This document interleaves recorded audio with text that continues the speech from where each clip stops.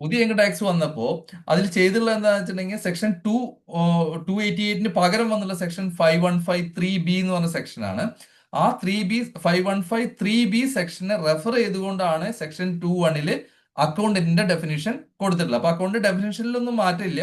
288 ഉണ്ടായിരുന്ന അതേ ഡെഫിനിഷൻ തന്നെയാണ്. പക്ഷെ അത് സെക്ഷൻ 2 ഇൻകോർപ്പറേറ്റ് ചെയ്തു എന്ന് മാത്രമേ ഉള്ളൂ. പിന്നെ വന്നുള്ള convertible foreign exchange, cooperative bank, currency, foreign currency, income computation and disclosure standards, Indian currency, international financial service centre, non banking financial company. ഇത്രയും സെക്ഷൻസ് എന്തുണ്ടായെന്ന് വെച്ചിട്ടുണ്ടെങ്കിൽ ഇതൊക്കെയും പല സെക്ഷനുകളിൽ പല സ്ഥലങ്ങളിലായിട്ട് ഇൻകം ടാക്സ് ആക്ട് 1961 ഉണ്ടായിരുന്നു.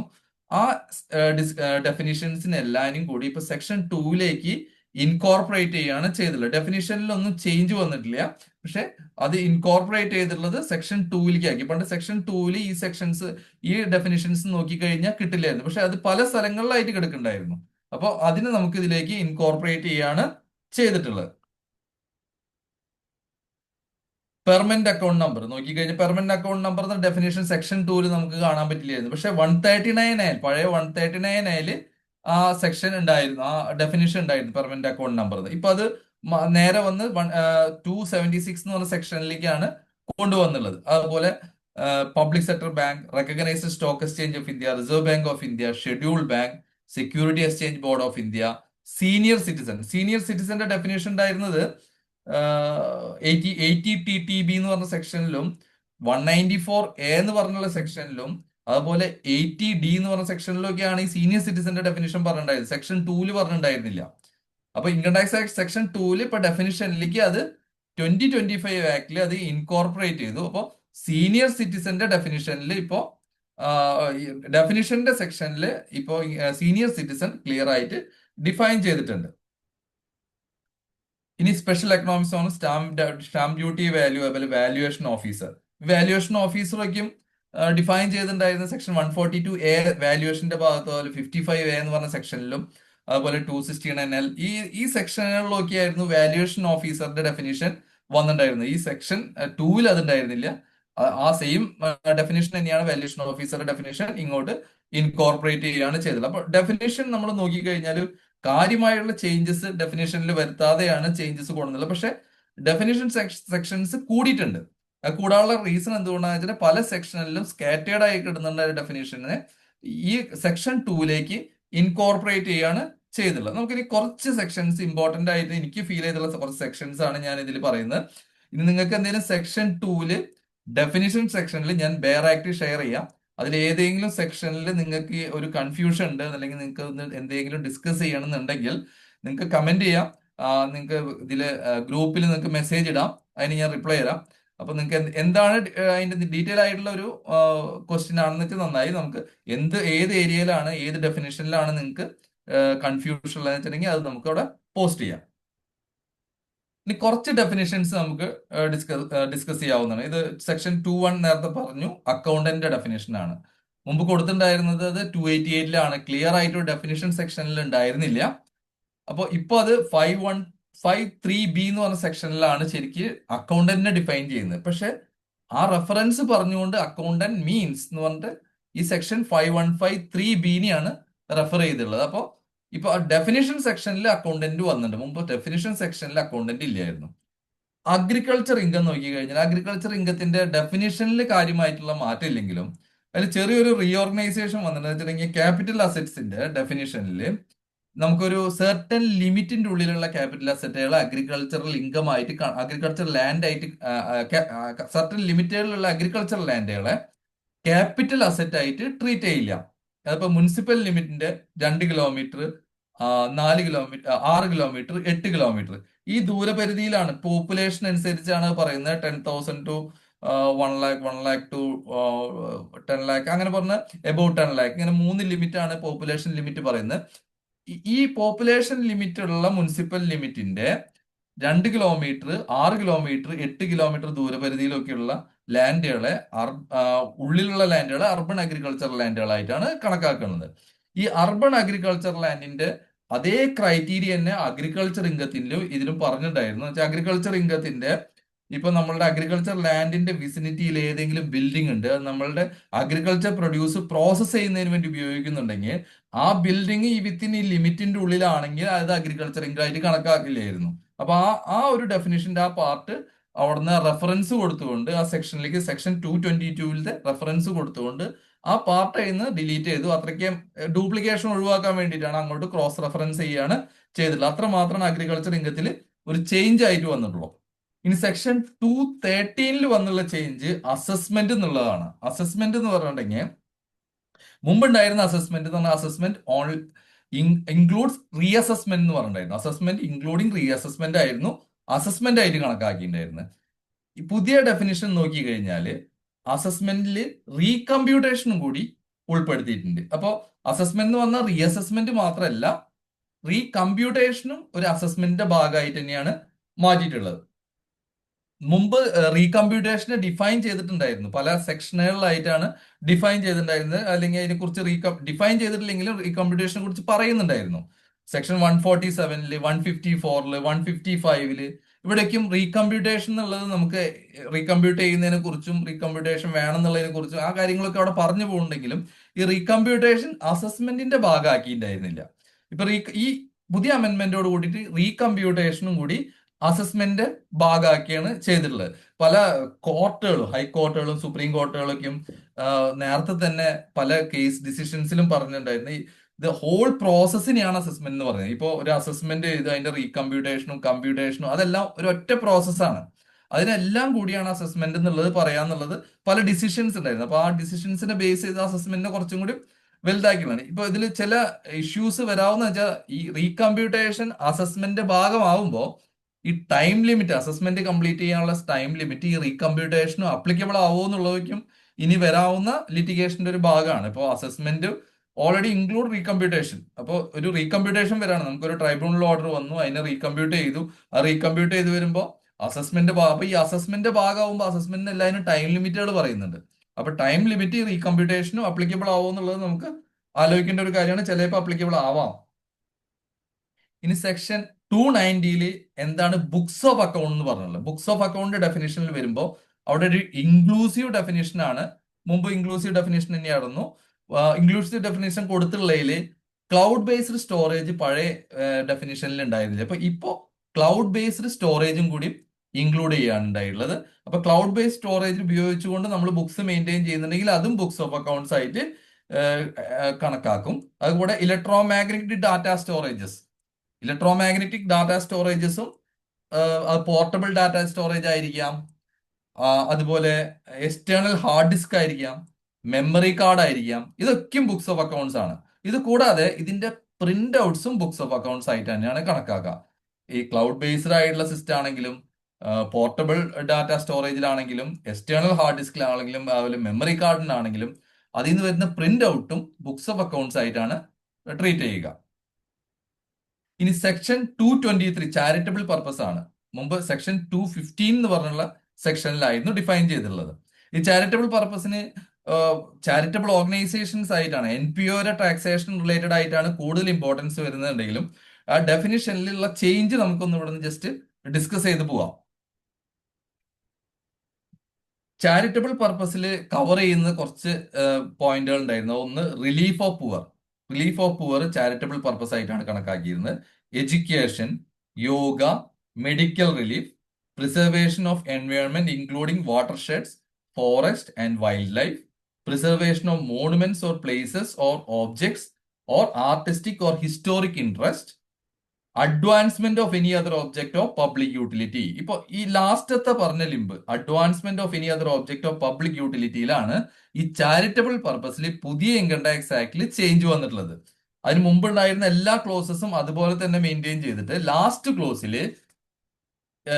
ക്ലോസിൽ ഒരു എക്സ്പ്ലനേഷൻ ഉണ്ടായിരുന്നു, ഒരു പ്രൊവിസോ എക്സ്പ്ലനേഷൻ ഉണ്ടായിരുന്നു. ആ പ്രൊവിസോ ഡിലീറ്റ് ചെയ്യാണ് ചെയ്തിട്ടുള്ളത്. പ്രൊവിസോ ഡിലീറ്റ് ചെയ്തത് ഈ ഡെഫിനിഷൻ സെക്ഷനിൽ നിന്നാണ് ഡിലീറ്റ് ചെയ്തിട്ടുള്ളത്. പക്ഷെ അത് എവിടേക്കാണ് പോയിട്ടുള്ളത്? സെക്ഷൻ 346-ല് നോൺ പ്രോഫിറ്റ് ഓർഗനൈസേഷന് വേണ്ടിയിട്ട് സെപ്പറേറ്റ് ഒരു ഏരിയ ക്രിയേറ്റ് ചെയ്തിട്ടുണ്ട്, അവിടേക്ക് മാറ്റി. അപ്പൊ ആ ചാപ്റ്റർ 17-ല് സെക്ഷൻ 346-ലേക്കാണ് ആ പ്രൊവിസോ അങ്ങനെ പോയത്. അതെന്തായിരുന്നു പ്രൊവിസോ എന്ന് വെച്ചിട്ടുണ്ടെങ്കിൽ നമ്മളൊരു ഒരു any other object of public utility purpose ഉള്ള ചാരിറ്റബിൾ ഓർഗനൈസേഷൻ. എക്സാമ്പിൾ പറയാവുന്നത് ഇപ്പൊ ഒരു ട്രേഡ് അസോസിയേഷൻ. ഈ ട്രേഡ് അസോസിയേഷൻ ശരിക്കും any other object of public യൂട്ടിലിറ്റിയിലാണ് കവർ ചെയ്യുന്നത്. ഈ ട്രേഡ് അസോസിയേഷൻ എന്തെങ്കിലും ബിസിനസ് ചെയ്യുന്നുണ്ട്, ഒരു കൊമേഴ്ഷ്യൽ ആക്ടിവിറ്റി എന്തെങ്കിലും ചെയ്യുന്നുണ്ട്. ആ കൊമേഴ്ഷ്യൽ ആക്ടിവിറ്റി അവളുടെ ടോട്ടൽ ഇൻകത്തിന്റെ 20% കൂടുതലായി കഴിഞ്ഞാൽ 1961 ആക്ട് പ്രകാരം ആ ഓർഗനൈസേഷൻ ആ പർപ്പസ് ചാരിറ്റബിൾ പർപ്പസ് ആയിട്ട് കണക്കാക്കില്ലായിരുന്നു. ആ ചാരിറ്റബിൾ ഓർഗനൈസേഷന് ആ ചാരിറ്റബിൾ ആക്ടിവിറ്റിയിൽ അല്ലെങ്കിൽ ചാരിറ്റബിൾ രജിസ്ട്രേഷൻ ഉള്ളത് നഷ്ടപ്പെടുമായിരുന്നു. ഇപ്പൊ ചാരിറ്റബിൾ ആക്ടിവിറ്റീനെ ഡിഫൈൻ ചെയ്തുള്ളതിൽ ഈ റെസ്ട്രിക്ഷൻ കൊണ്ടുവന്നിട്ടില്ല. പക്ഷെ ആ റെസ്ട്രിക്ഷൻ ഉണ്ട് ഇപ്പോഴും. ആ റെസ്ട്രിക്ഷൻ ഉള്ളത് ചാപ്റ്റർ 17-ലാണ്. ആ ഒരു ചേഞ്ച് മാത്രമാണ് ചാരിറ്റബിൾ പർപ്പസിന്റെ ഡെഫിനിഷനിൽ വന്നിട്ടുള്ളൂ. ബാക്കി ഒരു ചേഞ്ചും ഇതിലില്ല. ഈ കോപ്പറേറ്റീവ് സൊസൈറ്റിയുടെ ഡെഫിനിഷനിൽ ചെറിയൊരു ചേഞ്ച് ആണ് വന്നുള്ളത്. ആ ചേഞ്ച് വെച്ചിട്ടുണ്ടെങ്കിൽ സ്റ്റേറ്റ് ലോ പ്രകാരം രജിസ്റ്റർ ചെയ്തുള്ള കോപ്പറേറ്റീവ് സൊസൈറ്റീനെ മാത്രമാണ് ഇൻക്ലൂഡ് ചെയ്തിട്ടുണ്ടായിരുന്നത് മുമ്പത്തെ 1961-ല്. നമുക്കൊരു 8 യൂണിയൻ ടെറിട്ടറിയും കൂടി ഉണ്ട്. അപ്പൊ യൂണിയൻ ടെറിട്ടറിയിൽ രജിസ്റ്റർ ചെയ്തിട്ടുള്ള കോപ്പറേറ്റീവ് സൊസൈറ്റികളും കൂടി ഇപ്പോ കോപ്പറേറ്റീവ് സൊസൈറ്റിയുടെ ഡെഫിനിഷനിലേക്ക് കൊണ്ടുവന്നിട്ടുണ്ട്. അപ്പൊ ഒരു കൺഫ്യൂഷൻ ഒഴിവാക്കാൻ വേണ്ടിയിട്ടാണ്. ഇപ്പോൾ ATP ഒക്കെ ഡിഡക്ഷൻ കിട്ടുന്നതാണ് കോപ്പറേറ്റീവ് സൊസൈറ്റികൾക്ക്. അപ്പോൾ യൂണിയൻ ടെറിട്ടറിയിലുള്ള കോപ്പറേറ്റീവ് സൊസൈറ്റിക്ക് ATP ഡിഡക്ഷൻ കിട്ടാത്തൊരവസ്ഥയിൽ ഈ ഡെഫിനിഷൻ കൊണ്ട് വന്നിരിക്കാം. അപ്പൊ അതൊക്കെ ഒഴിവാക്കാൻ വേണ്ടിയിട്ടായിരിക്കാം ഇത് വന്നുള്ളത്. എനിക്കത് എക്സാക്ട് എന്തുകൊണ്ടാണെന്നുള്ളത് അറിയില്ല, എന്നാലും ഇതായിരിക്കാം, എനിക്ക് തോന്നുന്നത് അതായിരിക്കും. പിന്നെ ഇൻകത്തിന്റെ ഡെഫിനിഷനിൽ വന്നുള്ള ഒരു ഇൻക്ലൂസീവ് ഡെഫിനേഷനാണ് ഇൻകത്തിനെ കുറിച്ച് വന്നുള്ളത്. ഇൻക്ലൂസീവ് ഡെഫിനേഷൻ കൊടുക്കാനുള്ള റീസൺ എന്തുകൊണ്ടാണെന്ന് വെച്ചാൽ നമുക്ക് ഇൻകം റവന്യൂ നേച്ചറിലുള്ള എല്ലാ ഇൻകം ടാക്സിന്റെ കൺസെപ്റ്റിൽ റവന്യൂ നേച്ചറിലുള്ള എല്ലാ ഇൻകങ്ങളും എക്സംപ്റ്റ് ചെയ്തില്ലെങ്കിൽ ടാക്സബിൾ ആണ്. ക്യാപിറ്റൽ നേച്ചറിലുള്ള ക്യാപിറ്റൽ റിസീറ്റ്സ് സ്പെസിഫിക് ആയിട്ട് ടാക്സ് ചെയ്തിട്ടുണ്ടെങ്കിൽ മാത്രമേ ടാക്സബിൾ ആവുള്ളൂ, അല്ലെങ്കിൽ എക്സംപ്റ്റ് ആണ്. ഇതാണ് നോർമൽ ഇൻകം ടാക്സിന്റെ പ്രിൻസിപ്പിൾ. അപ്പോൾ എല്ലാ ഇൻകങ്ങളെയും ഡിഫൈൻ ചെയ്യാൻ പറ്റില്ല. അതുകൊണ്ടാണ് ഇൻകത്തിനൊരു ഇൻക്ലൂസീവ് ഡെഫിനിഷൻ കൊടുത്തിട്ടുള്ളത്. ഇതിൽ ചേഞ്ച് വന്നുള്ളത് ഒരു ഏരിയ എക്സ്പോർട്ട് ഇൻസെന്റീവിന്റെ ഭാഗമാണ്. Export incentive already business of പ്രൊഫഷന്റെ ഹെഡിൽ കുറച്ച് എക്സ്പോർട്ട് ഇൻസെന്റീവുകൾ ഡിഫൈൻ ചെയ്തിട്ടുണ്ടായിരുന്നു. ആ export incentives, example road up incentive, duty drawback പോലുള്ള ഇൻകങ്ങളൊക്കെയും ഇൻകത്തിന്റെ ഡെഫിനേഷനും കൂടി ഇൻകോർപ്പറേറ്റ് ചെയ്തു. അതങ്ങനെ പറഞ്ഞിട്ടില്ലെങ്കിലും അത് ഇൻകം തന്നെയാണ്. ഇൻക്ലൂസീവ് ഡെഫിനേഷൻ ആയതുകൊണ്ട് റവന്യൂ നേച്ചറിലുള്ള എക്സ്പോർട്ട് ഇൻസെന്റീവ് എന്തായാലും ഇൻകത്തിൽ എടുക്കേണ്ടത് തന്നെയാണ്. പക്ഷെ അത് ക്ലിയർ ആയിട്ട് ഇൻകം ആയിട്ട് അത് ഡിക്ലെയർ ചെയ്യാണ് ചെയ്തിട്ടുള്ളത്. അതും പല കേസ് ഡിസിഷൻ റിലേറ്റഡ് ആയിട്ടുള്ള ബേസിൽ തന്നെയാണ് ഇത് ചെയ്തിട്ടുള്ളത്. അപ്പോൾ എക്സ്പോർട്ട് ഇൻസെന്റീവ്, റോഡ് അപ്പ് പോലെയുള്ള ഇൻസെന്റീവ്സ് എല്ലാം ഇൻകം ആയിട്ടുള്ള ഇൻകത്തിന്റെ ഡെഫിനിഷനിലേക്ക് ഇൻക്ലൂഡ് ചെയ്തു. ഇനി ഒരു ഡെഫിനേഷൻ കൂടി നമുക്ക് ഡിസ്കസ് ചെയ്യാം. അത് റിലേറ്റീവിന്റെ ഡെഫിനേഷൻ ആണ്. ഇവിടെ റിലേറ്റീവ് എന്ന് പറഞ്ഞ ഡെഫിനേഷനിൽ കുറച്ച് ഇമ്പോർട്ടൻസ് ഉണ്ട്. എന്താണെന്ന് വെച്ചിട്ടുണ്ടെങ്കിൽ നമുക്ക് വേറെയും രണ്ട് മൂന്ന് സ്ഥലങ്ങളിലൊക്കെ ചിലപ്പോൾ റിലേറ്റീവ് ഡെഫിനേഷൻ, വേറൊരു സ്ഥലം കൂടി റിലേറ്റീവ് ഡെഫിനേഷൻ വരുന്നുണ്ട്. ഈ 294-ലുള്ള റിലേറ്റീവിന്റെ ഡെഫിനേഷനിൽ പറയുന്നത് എന്താ വെച്ചിട്ടുണ്ടെങ്കിൽ husband, wife, brother or sister or any other lineal ascendant or descendant of the individual. ഇതാണ് ശരിക്കും ഉള്ള ഡെഫിനേഷൻ ഉണ്ടായിരുന്നത് 1961 ആക്ടിൽ.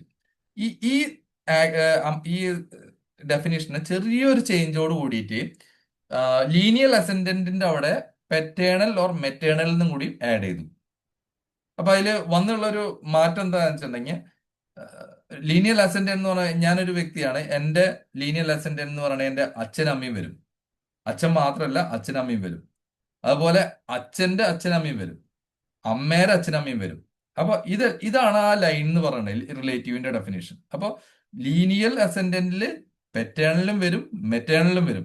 ഇതിലൊരു ക്ലാരിറ്റി ഉണ്ടായിരുന്നില്ല മുമ്പത്തെ ഡെഫിനേഷനിൽ. ഇപ്പൊ പുതിയ 2025 ആക്ടിൽ എന്തുവാന്ന് വെച്ചാൽ ഇത് ക്ലിയർ ആക്കി. മെറ്റേണലും പെറ്റേണലും റിലേറ്റീവിന്റെ ഡെഫിനേഷനിൽ വരുന്നത്. ഈ റിലേറ്റീവിന്റെ ഡെഫിനേഷൻ അപ്ലിക്കബിൾ ആവുന്നത് നമുക്ക് സെക്ഷൻ 40A3, പഴയ സെക്ഷൻ 40A3-ല് റിലേറ്റഡ് പാർട്ടി ട്രാൻസാക്ഷൻ അങ്ങനത്തെ കാര്യങ്ങളിലൊക്കെയാണ്. ജനറൽ സ്ഥലങ്ങളിലാണ് ഈ റിലേറ്റീവ് ഡെഫിനേഷൻ വരുന്നത്. സ്പെസിഫിക് ആയിട്ട് റിലേറ്റീവിനെ ഡിഫൈൻ ചെയ്തിട്ടുള്ള സെക്ഷൻസ് ഉണ്ട്. സെക്ഷൻ 95(2), പഴയ സെക്ഷൻ 56. അവിടെ ഗിഫ്റ്റ് ഒക്കെ കൊടുക്കുമ്പോൾ റിലേറ്റീവ് പറയുന്നുണ്ട്. അത് ഈ സെക്ഷനല്ല എടുക്കേണ്ടത്, ഈ സെക്ഷനിലെ റിലേറ്റീവിന്റെ ഡെഫിനേഷൻ അല്ല എടുക്കേണ്ടത്.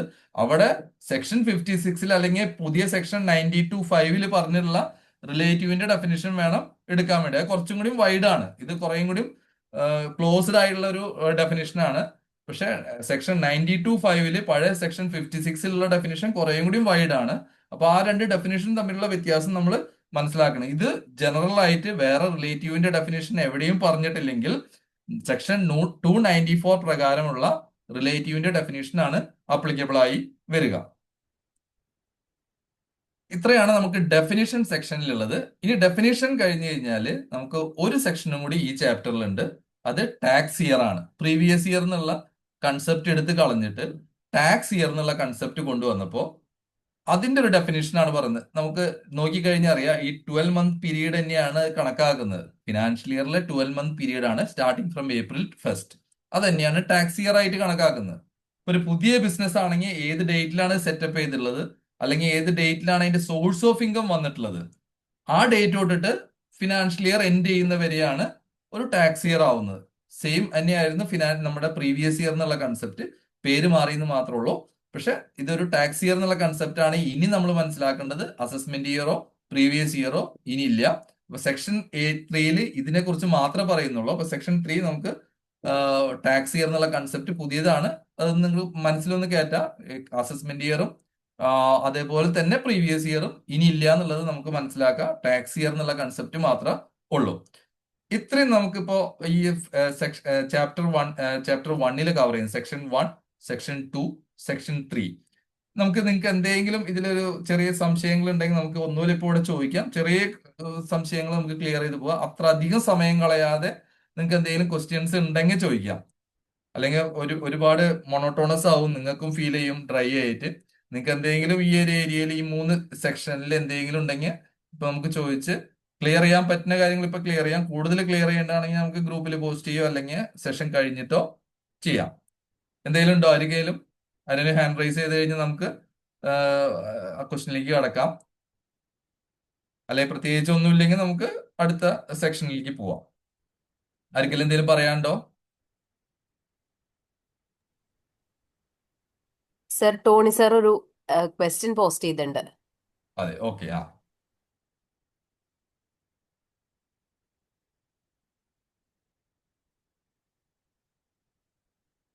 അതെ, ടോണി സാർ പറഞ്ഞത് ശരിയാണ്. ഇനീഷ്യൽ ഇയറിൽ both act will create initial problem. അതെ, രണ്ട് ആക്ടും നമുക്ക് ഫസ്റ്റ് ഇയറിൽ ഉണ്ടാവും. എന്ന് വെച്ചിട്ടുണ്ടെങ്കിൽ പല പഴയ കേസുകൾ ഉണ്ടാവുമല്ലോ നമുക്ക്. ആ പഴയ കേസുകൾക്കൊക്കെയും പഴയ ആക്ട് പ്രകാരം തന്നെയാണ് നമുക്ക് നോട്ടീസസ് ഒക്കെ വരാം. അപ്പോൾ ആ പഴയ ഇത് നമുക്ക് കുറച്ച് നാൾ എന്തായാലും ചുമക്കേണ്ടി വരും.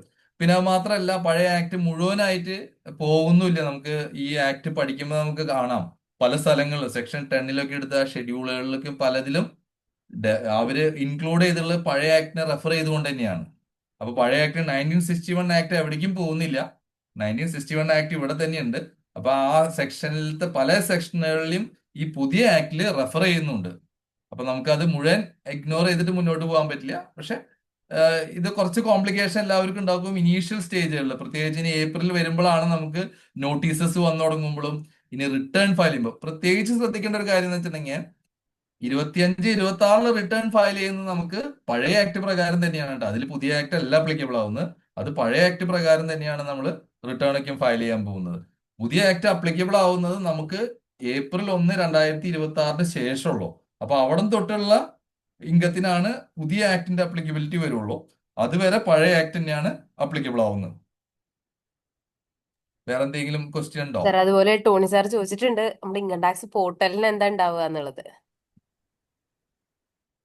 ഇങ്ങനെ പോർട്ടൽ അതിനനുസരിച്ചുള്ള മാറ്റങ്ങൾ അവർ കൊണ്ടുവരും എന്തായാലും.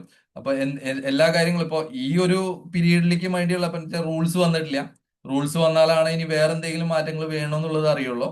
അപ്പോൾ അതിനനുസരിച്ചുള്ള മാറ്റം ഇൻകം ടാക്സ് പോർട്ടലിൽ ഉണ്ടായിരിക്കും.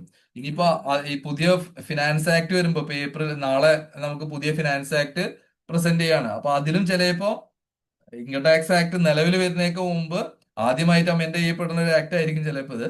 Act income tax act 2025 amend ചെയ്യപ്പെടാനും സാധ്യതയുണ്ട്. അത് നമുക്ക് 1-2 ദിവസത്തിനുള്ളിൽ അറിയാൻ പറ്റും എന്തൊക്കെയാണ് അമെൻമെന്റ് എന്നുള്ളത്.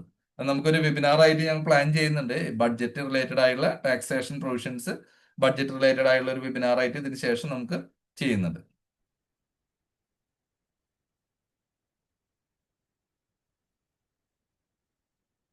ഇപ്പൊ ഇതിന് വേറെ ക്വറീസ് ഒന്നും ഇല്ലാന്ന് വിചാരിക്കുന്നു. അപ്പൊ നമുക്ക് അടുത്ത ചാപ്റ്ററിലേക്ക് പോവാം.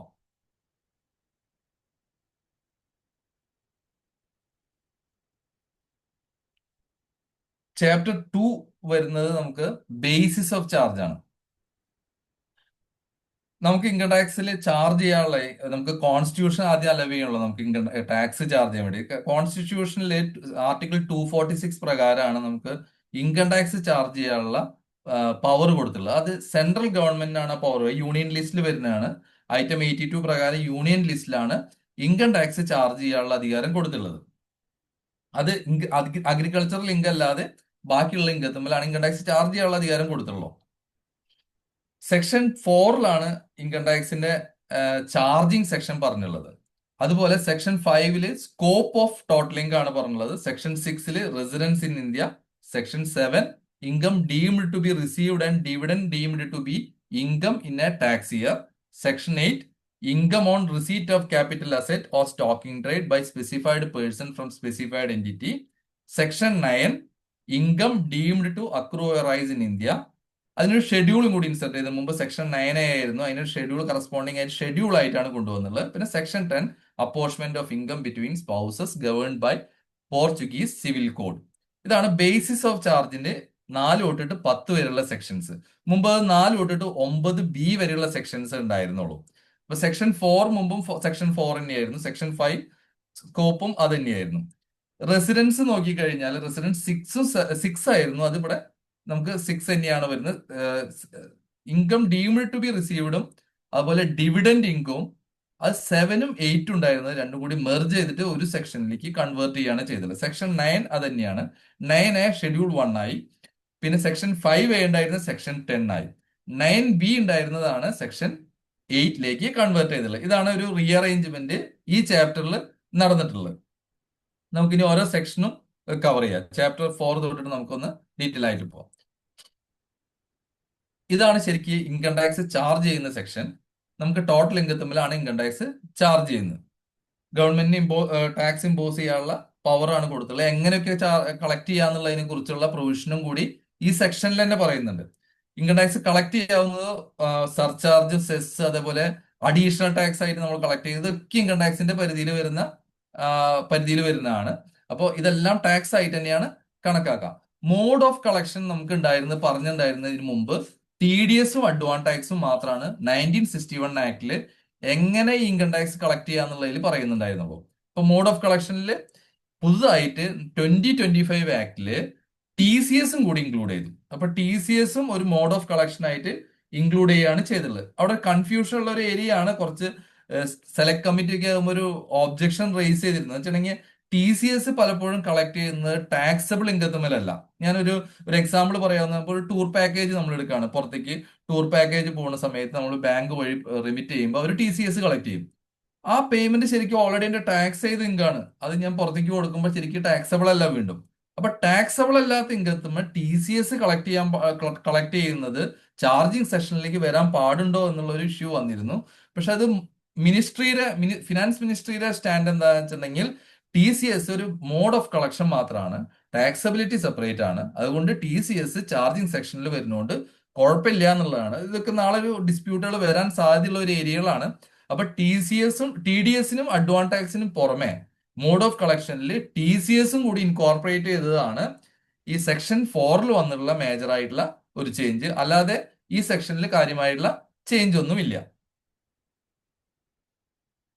സെക്ഷൻ 5 വരുന്നത് സ്കോപ്പ് ഓഫ് ടോട്ടൽ ഇൻകം ആണ്. ഈ സ്കോപ്പ് ഓഫ് ടോട്ടൽ ഇൻകം നമ്മൾ 3 ടൈപ്പ് ആയിട്ടാണ് നമ്മുടെ അസസീനെ ക്ലാസിഫൈ ചെയ്യാറ്. ഒന്ന് റെസിഡന്റ്, നോട്ട് ഓർഡിനറി റെസിഡന്റും നോൺ റെസിഡന്റും. ഒരു റെസിഡന്റ് ആയുള്ള ഒരു വ്യക്തിക്ക് അയാളുടെ ഇൻകം എന്തൊക്കെ ഇൻകം എങ്ങനെയൊക്കെയാണ് ടാക്സ് ചെയ്യുക എന്നുള്ളതാണ് ഈ സ്കോപ്പ് ഓഫ് ടോട്ടൽ ഇൻകത്തിൽ പറയുന്നത്. റെസിഡന്റ് ആയുള്ള വ്യക്തിക്ക് ഇന്ത്യയിലുള്ള ഇൻകോ, ഇന്ത്യയിൽ അക്രൂ ചെയ്യുന്ന ഇൻകോ, ഇന്ത്യയിൽ റിസീവ് ചെയ്തുള്ള ഇൻകോ, അല്ലെങ്കിൽ ഇന്ത്യക്ക് പുറമെ അക്രൂ ചെയ്തുള്ള ഇൻകം ഇന്ത്യയിൽ ടാക്സബിൾ ആണ്. അപ്പൊ ആളുടെ ഗ്ലോബൽ ഇൻകം ഒരു റെസിഡന്റിന് ഇന്ത്യയിൽ ടാക്സബിൾ ആണ്. ഇതിൽ ശ്രദ്ധിക്കേണ്ടത് നമ്മൾ റിട്ടേൺ ഒക്കെ ഫയൽ ചെയ്യുന്ന സമയത്ത് നമ്മൾ കാഷ്വൽ ആയിട്ട് സെലക്ട് ചെയ്യാറുണ്ട് പലപ്പോഴും, resident, not ordinary resident, non resident എന്നൊക്കെ. അത് സെലക്ട് ചെയ്യുന്ന സമയത്ത് ഇങ്ങനെ ഒരു ഇഷ്യൂ കൂടി ഉണ്ട്. പല നോൺ റെസിഡൻസും തെറ്റായുള്ള രീതിയിൽ റിട്ടേൺ ഫയൽ ചെയ്യുന്നത് ഞാൻ കണ്ടിട്ടുണ്ട്. റെസിഡൻഷ്യൽ സ്റ്റാറ്റസ് റെസിഡന്റ് എന്നിട്ടുകൊണ്ട് റിട്ടേൺ ഫയൽ ചെയ്യുന്ന ഒരു രീതി നമ്മൾ പലയിടത്തും കണ്ടിട്ടുണ്ട്. പല റീസൺ ഉണ്ടായിരിക്കാം അവർക്ക് ചെയ്യാൻ വേണ്ടിയിട്ട്. പക്ഷെ അവിടെ ഒരു അപകടം എന്താണെന്ന് വെച്ചിട്ടുണ്ടെങ്കിൽ നമ്മൾ തന്നെ റെസിഡന്റ് എന്ന് പറഞ്ഞിട്ട് റിട്ടേൺ ഫയൽ ചെയ്ത് കഴിഞ്ഞിട്ടുണ്ടെങ്കിൽ പലപ്പോഴും ഈ വ്യക്തികൾ ദുബായിലേക്കും ബിസിനസ് ചെയ്യുന്ന ആളുകളായിരിക്കും, അല്ലെങ്കിൽ ദുബായിൽ എംപ്ലോയ്മെന്റിലുള്ള ആളുകളായിരിക്കും. അങ്ങനത്തെ ആളുകൾക്ക് അവിടെ കിട്ടുന്ന ഇൻകം, ആ ഇൻകം കൂടി ഇന്ത്യയിൽ ടാക്സ് ചെയ്യുന്ന സിറ്റുവേഷൻ വരും. റെസിഡൻഷ്യൽ സ്റ്റാറ്റസ് റെസിഡന്റ് ആക്കിയിട്ട് കഴിഞ്ഞാൽ ഗ്ലോബൽ ഇൻകം ഇന്ത്യയിൽ ടാക്സബിൾ ആണ്. അപ്പോൾ റെസിഡന്റ് ആയിട്ടുള്ള ഈ വ്യക്തിയുടെ ഇൻകം, എല്ലാ ഇൻകം ഇവിടെ ടാക്സബിൾ ആയതുകൊണ്ട് നമ്മൾ റെസിഡൻഷ്യൽ സ്റ്റാറ്റസ് റിട്ടേൺ ഫയൽ ചെയ്യുമ്പോൾ സെലക്ട് ചെയ്യേണ്ടത് കെയർഫുൾ ആയിരിക്കണം. നോട്ട് ഓൾഡർ റെസിഡന്റിൽ പറയുന്നത് ബേസിക് ആയിട്ട് മുമ്പ് പറഞ്ഞിട്ടുണ്ടായിരുന്ന എല്ലാം റെസിഡന്റിൽ പറഞ്ഞുള്ള എല്ലാ കണ്ടീഷൻസും വരും. ഒരു എക്സ്ക്ലൂഷൻ മാത്രമേ വരുള്ളൂ. അപ്പൊ ഇൻകം അക്രൂയിങ് അറൈസിങ് ഔട്ട്സൈഡ് ഇന്ത്യ, അതിലെന്തെങ്കിലും ഇന്ത്യയിൽ നിന്ന് കൺട്രോൾ ചെയ്യുന്ന ബിസിനസ്സോ അല്ലെങ്കിൽ ഇന്ത്യയിൽ സെറ്റപ്പ് ചെയ്തുള്ള ഏതെങ്കിലും പ്രൊഫഷനിൽ നിന്ന് വരുന്ന ഇൻകം ഉണ്ടെങ്കിൽ മാത്രമാണ് നോട്ട് ഓർഡിനറി റെസിഡന്റ് ആയി ടാക്സബിൾ ആവുള്ളൂ. അപ്പോൾ ഇന്ത്യയിലുള്ള ഇൻകം എന്തായാലും ടാക്സബിൾ ആണ്. പക്ഷെ ഔട്ട്സൈഡ് ഇന്ത്യയുള്ള ഇൻകം, അത് ഇന്ത്യയിൽ നിന്ന് കൺട്രോൾ ചെയ്യുന്ന ബിസിനസ്സോ അല്ലെങ്കിൽ ഇന്ത്യയിൽ സെറ്റപ്പ് ചെയ്തുള്ള പ്രൊഫഷണലിൽ നിന്നുള്ള ഇൻകം ആണെങ്കിൽ മാത്രമാണ് നോട്ട് ഓർഡിനറി റെസിഡന്റിൽ അത് ഇന്ത്യയിൽ ടാക്സബിൾ ആയി മാറുള്ളൂ. നോൺ റെസിഡന്റിനെ സംബന്ധിച്ച് ഇവിടെ റിസീവ് ചെയ്തുള്ളൂ അല്ലെങ്കിൽ deemed to be received India, ഇവിടെ റിസീവ് ചെയ്തോ അല്ലെങ്കിൽ ഇവിടെ റിസീവ് ചെയ്തതായി കണക്കാക്കുന്നതായുള്ള ഇൻകാണ് ഇന്ത്യയിൽ ടാക്സ് ചെയ്യുള്ളൂ. അതുപോലെ ഇന്ത്യയിൽ അക്രൂ ചെയ്യുന്നതോ അല്ലെങ്കിൽ ഇന്ത്യയിൽ അക്രൂ ചെയ്യായിട്ട് കണക്കായപ്പെടുന്ന ഇൻകം മാത്രമാണ് നോൺ റെസിഡന്റിനെ സംബന്ധിച്ച് ടാക്സബിലിറ്റി ഉള്ളൂ. ഇന്ത്യക്ക് പുറത്തുള്ള ഇൻകം നോൺ റെസിഡന്റ് ടാക്സ് കൊടുക്കേണ്ടതില്ല. ഇതാണ് സെക്ഷൻ 5 സ്കോപ്പിൽ പറയുന്നത്. അപ്പൊ ടോട്ടൽ ഇൻകത്തിന്റെ ഒരു സ്കോപ്പാണ് റെസിഡന്റിനും നോട്ട് ഓർഡിനറി റെസിഡന്റിനും നോൺ റെസിഡന്റിനും എങ്ങനെയൊക്കെയാണ് ടാക്സ് ചെയ്യാന്നുള്ളതാണ് ആ സ്കോപ്പിൽ പറയുന്നത്.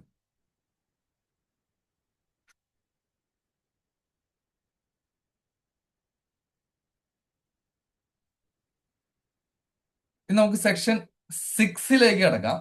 Section 6 residence in India.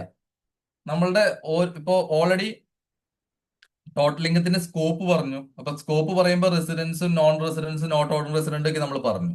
ഇനി ഈ റെസിഡന്റ് ആണോ നോട്ട് ഓർഡിനറി റെസിഡന്റ് ആണോ അല്ലെങ്കിൽ നോൺ റെസിഡന്റ് ആണോ എന്ന് എങ്ങനെ കണ്ടുപിടിക്കുക എന്നുള്ളതാണ് റെസിഡൻസ് ഇൻ ഇന്ത്യ എന്നുള്ള സെക്ഷൻ 6 പറയുന്നത്. എങ്ങനെയാണ് ഒരു ഇൻഡിവിജ്വൽ റെസിഡന്റ് ആണെന്ന് കണ്ടുപിടിക്കുക?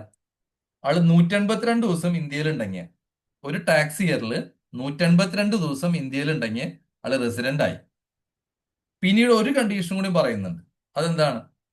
60 ദിവസത്തിൽ കൂടുതൽ, അല്ലെങ്കിൽ 60 ദിവസത്തിൽ കൂടുതലും, ഒരു ഒരു ഒരു ടാക്സ് ഇയറിൽ 60 ദിവസത്തിൽ കൂടുതലും ലാസ്റ്റ് 4 ഇയേഴ്സിൽ 360 ദിവസത്തിൽ കൂടുതലും ആൾ ഇന്ത്യയിൽ ഉണ്ടെങ്കിൽ ആള് റെസിഡന്റ് ആവും. കുറച്ച് എക്സ്ക്ലൂഷൻസ് പറയുന്നുണ്ട്. അപ്പൊ ആദ്യം പറയുന്നത് 182 ദിവസം ഇന്ത്യയിൽ ഉണ്ടെങ്കിൽ ആള് റെസിഡന്റ് ആയി. ഇനി 60 ദിവസം ഇന്ത്യയിലുണ്ട്, മുമ്പത്തെ 4 കൊല്ലത്തിൽ 360 ദിവസം ഇന്ത്യയിലുണ്ട്, അപ്പോഴും ആള് റെസിഡന്റ് ആയി. പക്ഷെ എക്സംഷൻസ് എന്തൊക്കെയാണ്? ഒരു ഷിപ്പിൽ, ഇന്ത്യൻ ഷിപ്പിൽ പോകുന്ന ഒരു ക്രൂ മെമ്പർ ആണെങ്കിൽ, അല്ലെങ്കിൽ എംപ്ലോയ്മെന്റിന് വേണ്ടിയിട്ട് നമ്മൾ പുറത്തേക്ക് പോവുകയാണെങ്കിൽ, അങ്ങനെയൊക്കെ ആണെങ്കിൽ ഈ രണ്ടാമത് പറഞ്ഞല്ലോ, ഈ 60 ദിവസത്തിന്റെയും 360 ദിവസത്തിന്റെയും പ്രൊവിഷൻസ് അവർക്ക് അപ്ലിക്കബിൾ ആവില്ല. അവർക്ക് അപ്ലിക്കബിൾ ആവുന്ന ആദ്യത്തെ പ്രൊവിഷൻ 182 ദിവസത്തിന്റെ പ്രൊവിഷൻ മാത്രമാണ് അപ്ലിക്കബിൾ ആവുള്ളൂ. അതുപോലെ P I O card holder അല്ലെങ്കിൽ ഇന്ത്യൻ സിറ്റിസൺ ആണ്, അയാൾ PIO കാർഡ് ഹോൾഡർ ആണ്, അയാൾ ഒരു വിസിറ്റിന് വേണ്ടി ഇന്ത്യയിലേക്ക് വരാണ്. അങ്ങനത്തെ കേസുകളിലും ആൾക്ക് രണ്ടാമത്തെ പ്രൊവിഷൻ അപ്ലിക്കബിൾ ആവില്ല. 60 ഡേയ്സും 360 ഡേയ്സിന്റെയും പ്രൊവിഷൻ അപ്ലിക്കബിൾ ആവില്ല. ഒരു കണ്ടീഷനിൽ എന്താ വെച്ചിട്ടുണ്ടെങ്കിൽ PIO വരുന്ന ആള് 15 ലാഖിന് കൂടുതൽ ആൾക്ക് ഇന്ത്യയിൽ ഇൻകം ഉണ്ടെന്ന് വെക്കാം. അങ്ങനെ ഉണ്ടെങ്കിൽ ഈ 60 ഡേയ്സ് എന്നുള്ളത് കുറച്ചും കൂടി ഇൻക്രീസ് ചെയ്ത് 120 ഡേയ്സ് ആക്കി. അപ്പൊ 120 ഡേയ്സും 360, അപ്പൊ കംപ്ലീറ്റ്ലി ആ പ്രൊവിഷൻ ഇല്ലാതാക്കുന്നില്ല, ആ കണ്ടീഷൻ ഇല്ലാതാക്കുന്നില്ല. ഒരു പേഴ്സൺ ഓഫ് ഇന്ത്യൻ ഒറിജിനൽ അല്ലെങ്കിൽ ഓവർസീസ് സിറ്റിസൺ ആണെങ്കിൽ അയാൾക്ക് ഈ ഒരു ടാക്സ് ഇയറിൽ 15 ലക്ഷത്തേക്ക് കൂടുതൽ ഇന്ത്യയിൽ ഇൻകം ഉണ്ടെങ്കിൽ അയാൾ 120 ദിവസത്തേക്ക് കൂടുതൽ ഇന്ത്യയിലുണ്ട്, അതേപോലെ 365 ഡേയ്സിന് കൂടുതൽ ഇന്ത്യയിൽ ഉണ്ടെങ്കിൽ, ലാസ്റ്റ് 4 ഇയേഴ്സ് ഉണ്ടെങ്കിൽ ആള് റെസിഡന്റ് ആയി മാറും. അപ്പൊ ആ കണ്ടീഷനും കൂടി നമുക്ക് നോക്കണം. ആ 15 ലക്ഷത്തിന് മീതുള്ള ആളുകൾക്ക് മാത്രമാണ് ആ അപ്ലിക്കബിലിറ്റി വരുന്നുള്ളൂ. ഇനി individual shall not be not ordinary resident, shall be a not ordinary resident. Not ordinary resident ആവുന്നത് എപ്പോഴൊക്കെയാണെന്നുള്ളതാണ് ഒരു കാര്യം. ഇതിൽ ആദ്യം ഇൻഡിവിജ്വൽ റെസിഡന്റ് ആവുന്നിടത്ത് നമുക്ക് ചെറിയൊരു കൺഫ്യൂഷൻ ഉണ്ടാവുന്ന ഒരു ഏരിയ ആയിരിക്കും. പലപ്പോഴും നമ്മൾ എംപ്ലോയ്മെന്റ് എന്നുള്ളത് പറയുമ്പോൾ ഇപ്പൊ ദുബായിലേക്കും പലപ്പോഴും പലരും പോകുന്നത് സെൽഫ് എംപ്ലോയ്മെന്റിനും കൂടിയായിരിക്കും. ചെറിയ ചെറിയ ബിസിനസ്സുകൾ ഉണ്ടാവും, അവര് അവിടെ എംപ്ലോയ്മെന്റ് ഒക്കെ ആയിട്ട് ആദ്യം പോവുക, പിന്നെ ചെറിയ എന്തെങ്കിലും ബിസിനസ് ആയിട്ട് സ്റ്റാർട്ട് ചെയ്യും. അപ്പൊ സെൽഫ് എംപ്ലോയ്മെന്റും എംപ്ലോയ്മെന്റിൽ കൂടുമോ എന്നുള്ളത് ഒരു കൺഫ്യൂഷൻ ഉള്ള ഏരിയ ആയിരുന്നു. അപ്പൊ നമ്മളെ സംബന്ധിച്ച് നമ്മുടെ ജൂറിസ്ഡിക്ഷണൽ ഹൈക്കോർട്ട് കേരള ഹൈക്കോർട്ടാണ്. കേരള ഹൈക്കോർട്ട് ഒരു ഡിസിഷൻ ഉണ്ട് ഒരു 2011 അബ്ദുൾ റസാഖിന്റെ സെൽഫ് എംപ്ലോയ്മെന്റും എംപ്ലോയ്മെന്റ് കാറ്റഗറിയിൽ വിടും. അപ്പൊ അവർക്ക് ഈ 60 ഡേയ്സും 360 ഡേയ്സിന്റെ പീരീഡ് അപ്ലിക്കബിൾ ആവില്ല. ഒരു ബിസിനസ് ആയിട്ട് ദുബായിൽ പോകുന്ന ആൾക്കാരോ അല്ലെങ്കിൽ ബിസിനസിന് വേണ്ടി പുറത്തു പോകുന്ന ആളുകളോ അത് സെൽഫ് എംപ്ലോയ്മെന്റ് ആയതുകൊണ്ട് അത് എംപ്ലോയ്മെന്റ് പോലെ തന്നെയാണ് കണക്കാക്കാന്നുകൊണ്ട് കേരള ഹൈക്കോടതി ഡിസിഷൻ ഉണ്ട്. അപ്പോൾ നമുക്ക് എന്തെങ്കിലും അങ്ങനെ വരികയാണെങ്കിൽ നമുക്ക് അതിനെ ബേസ് ചെയ്തെടുക്കാവുന്നതാണ്. അപ്പൊ രണ്ടാമത്തെ കണ്ടീഷൻ നമുക്ക് ഫുൾഫിൽ ചെയ്താലും നമ്മൾ റെസിഡന്റ് അല്ലാതെ മാറും. ഇനി നോട്ട് ഓർഡിനറി റെസിഡന്റ് ആരൊക്കെയാണെന്ന് നോക്കാം. ഒരു ഇന്ത്യൻ സിറ്റിസൺ ആയിട്ടുള്ള ഒരാള്, ആൾക്ക് വേറെ ഏതെങ്കിലും രാജ്യത്ത് ആള് ടാക്സബിൾ അല്ല. എടുക്കാവുന്ന നമുക്ക് ദുബായ് തന്നെയാണ്. ദുബായിൽ ആള് ഇന്ത്യൻ സിറ്റിസൺ ആള് ദുബായിൽ പോവാണ്, ആൾക്ക് ഇന്ത്യയിൽ എവിടെ ആള് ടാക്സബിൾ അല്ല. ആളുടെ ടോട്ടൽ ഇൻകം 15 ലക്ഷത്തേക്കാൾ കൂടുതലുണ്ട് ഇന്ത്യയിലുള്ളത്. അങ്ങനെയാണെങ്കിൽ ആള് നോട്ട് ഓർഡിനറി റെസിഡന്റ് ആയിട്ടാണ് റിട്ടേൺ ഫയൽ ചെയ്യേണ്ടത്. അപ്പൊ ഇന്ത്യയിലുള്ള ഇൻകം മാത്രമേ ടാക്സ് ചെയ്യുള്ളൂ. ഇന്ത്യയിൽ നിന്ന് കൺട്രോൾ ചെയ്യുന്ന ഇൻകം ആൾക്ക് ഇന്ത്യക്ക് ഔട്ട്സൈഡ് ഉണ്ടെങ്കിൽ മാത്രമാണ് ഇന്ത്യയിൽ ടാക്സ് കൊടുക്കേണ്ട ആവശ്യമുള്ളൂ. അപ്പോൾ വേറെ ഏതെങ്കിലും രാജ്യത്തിന് ടാക്സ് കൊടുക്കാതെ ഇന്ത്യൻ സിറ്റിസൺ ആയുള്ള ഒരാള്, ആൾക്ക് ഇന്ത്യയിലുള്ള ഇൻകം 15 ലക്ഷത്തേക്കാൾ കൂടുതലുണ്ടെങ്കിൽ ആള് നോട്ട് ഓർഡിനറി റെസിഡന്റ് ഉള്ള കാറ്റഗറിയിലാണ് ക്ലാസിഫൈ ചെയ്യപ്പെടുക. ഒരു നോൺ റെസിഡന്റ് ആയുള്ള ഒരാള് 10 കൊല്ലമായിട്ട് ആള് നോൺ റെസിഡന്റ് ആണ്, 9 കൊല്ലമായിട്ട് നോൺ റെസിഡന്റ് ആണ്, ലാസ്റ്റ് ഒരു കൊല്ലം 10 കൊല്ലത്തിൽ ഒരു കൊല്ലം മാത്രം ആള് റെസിഡന്റ് ആയി. ലാസ്റ്റ് ഇയറിൽ ടാക്സ് ഇയറിൽ ആള് റെസിഡന്റ് ആയി. അങ്ങനെയാണെങ്കിൽ ആള് നോട്ട് ഓർഡിനറി റെസിഡന്റ് ആയിട്ടാണ് കണക്കാക്കുക. അപ്പൊ ലാസ്റ്റ് 10 കൊല്ലത്തില് 9 കൊല്ലം നോൺ റെസിഡന്റ് ആണെങ്കിൽ ആളെ നോട്ട് ഓർഡിനറി റെസിഡന്റ് ആയിട്ടാണ് കണക്കാക്കുക. അതുപോലെ ലാസ്റ്റ് 7 ഇയേഴ്സിൽ 729 ദിവസത്തേക്കാൾ കുറവാണ് ആള് ഇന്ത്യയിലുള്ളത് വെച്ചിട്ടുണ്ടെങ്കിലും ആളെ നോട്ട് ഓർഡിനറി റെസിഡന്റ് ആയിട്ട് തന്നെയാണ് കണക്കാക്കുക. ഇനി ഈ ഇന്ത്യയിൽ വരുന്ന പേഴ്സൺ ഓഫ് ഇന്ത്യൻ ഒറിജിൻ ഉണ്ട്, ഇന്ത്യൻ സിറ്റിസൺ ആയിരിക്കില്ല. പേഴ്സൺ ഓഫ് ഇന്ത്യൻ ഒറിജിൻ ആണെങ്കിൽ, ഇന്ത്യൻ സിറ്റിസണോ അല്ലെങ്കിൽ പേഴ്സൺ ഓഫ് ഇന്ത്യൻ ഒറിജിൻ ആണെങ്കിൽ ആളുടെ ഇൻകം 15 ലാഖിനും മീതിയാണ്. പക്ഷെ ആളുടെ ഇന്ത്യയിലുള്ള സ്റ്റേ 120 ഡേയ്സിനേക്കാൾ കൂടുതലും 182 ഡേയ്സിനും താഴെയാണെങ്കിലും ആള് നോട്ട് ഓർഡിനറി റെസിഡന്റ് ആയിട്ടാണ് കണക്കാക്കാം. അപ്പോൾ PAO കാർഡ് ഹോൾഡർക്കും ആ ഒരു പ്രൊവിഷൻ ഉണ്ട്, നോട്ട് ഓർഡിനറി റെസിഡന്റ് ആയിട്ട് കൺവേർട്ട് ചെയ്യാനുള്ള, കൺവേർട്ടഡ് അല്ല, നോട്ട് ഓർഡിനറി റെസിഡന്റ് ആയിട്ട് ക്ലാസിഫൈ ചെയ്യാനുള്ള ഒരു പ്രൊവിഷൻ ഈ ഇതിൽ പറയുന്നുണ്ട്. ഇത്രയാണ് നമുക്കൊരു ഇൻഡിവിജ്വലിനെ സംഭവിച്ച ഉള്ള ക്ലാസിഫിക്കേഷൻ. ഇനി കമ്പനീനെ നോക്കുമ്പോ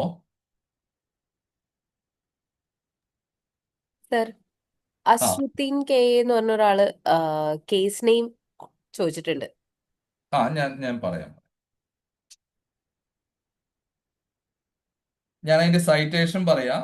198 ടാക്സ്മാൻ 1 കേരള 2011. 198 ടാക്സ്മാൻ 1 കേരള.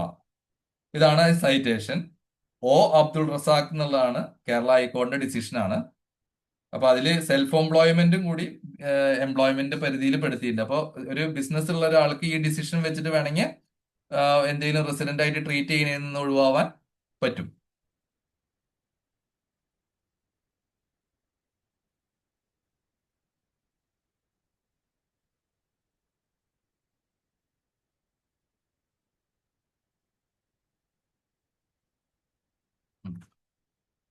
ഇനി കമ്പനിയുടെ റെസിഡൻഷ്യൽ സ്റ്റാറ്റസ് ഒന്ന് നമുക്ക് ഐഡന്റിഫൈ ചെയ്യാം. കമ്പനി എങ്ങനെയാണ് റെസിഡന്റ് ആയിട്ടോ നോൺ റെസിഡന്റ് ആയിട്ടോ കണക്കാക്കുക എന്നുള്ളതാണ്.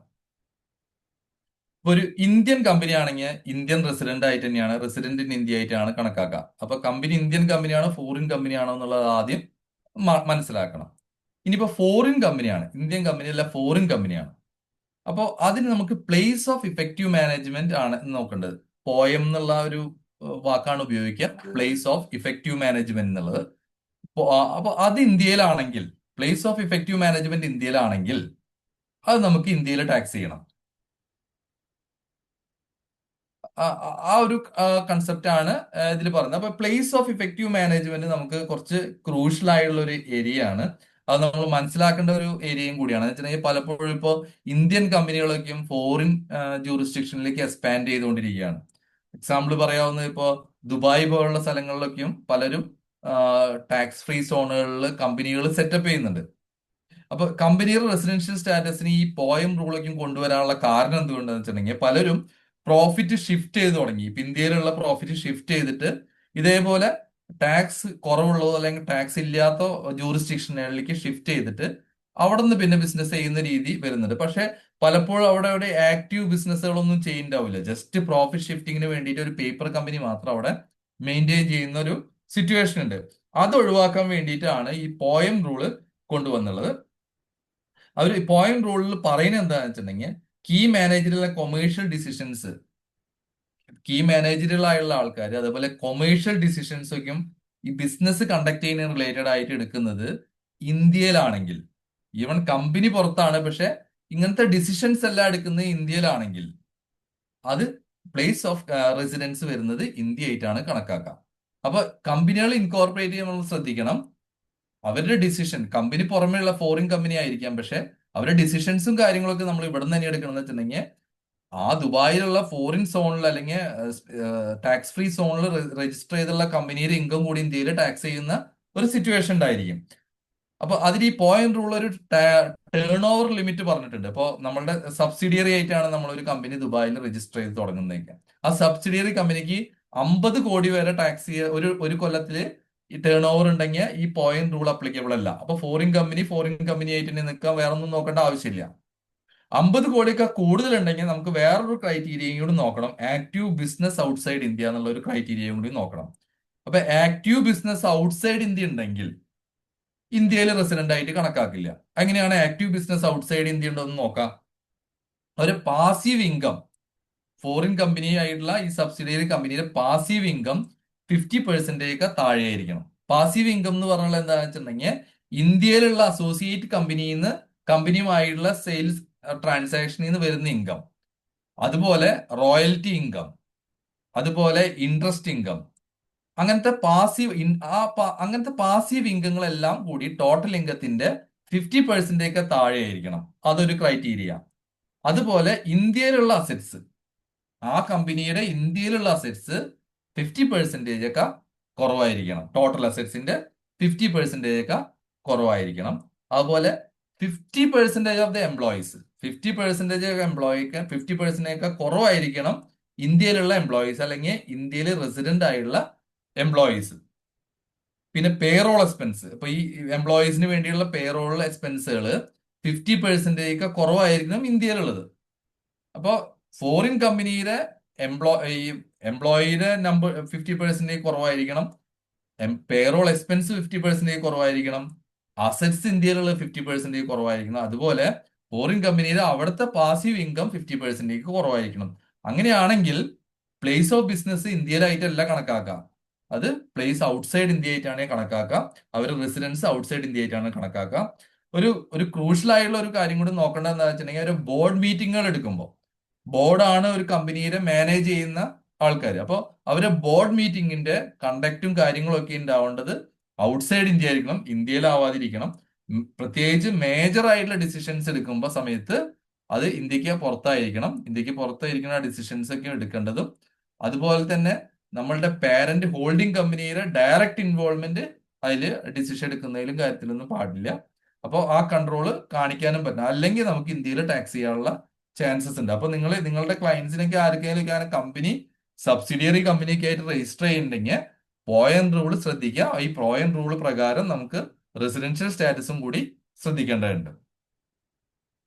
അതുപോലെ വേറെ ഇപ്പൊ കമ്പനി അല്ലാതെ വേറെ എന്തെങ്കിലും പേഴ്സൺ ആണെങ്കിൽ അവര് റെസിഡന്റ് ആയിട്ട് എപ്പോഴാണ് കണക്കാക്കുക, കൺട്രോളും മാനേജ്മെന്റ് ഓഫ് അഫയേഴ്സും എല്ലാം ഇന്ത്യയിലാണ് സിറ്റുവേറ്റ് ചെയ്യുന്നുണ്ടെങ്കിൽ അതിനെ റെസിഡന്റ് ആയിട്ട് ആ പേഴ്സണെ റെസിഡന്റ് ആയിട്ടാണ് കണക്കാക്കുക.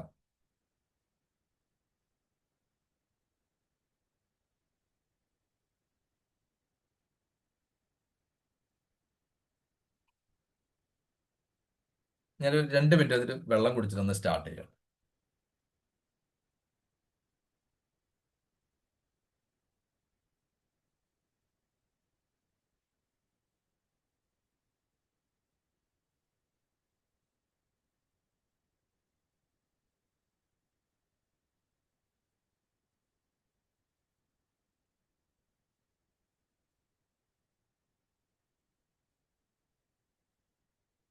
റെസിഡൻഷ്യൽ സ്റ്റാറ്റസിന്റെ സെക്ഷൻ 6 വേറെ കൺഫ്യൂഷൻ ഒന്നും ഇല്ല എന്ന് വിചാരിക്കുന്നു.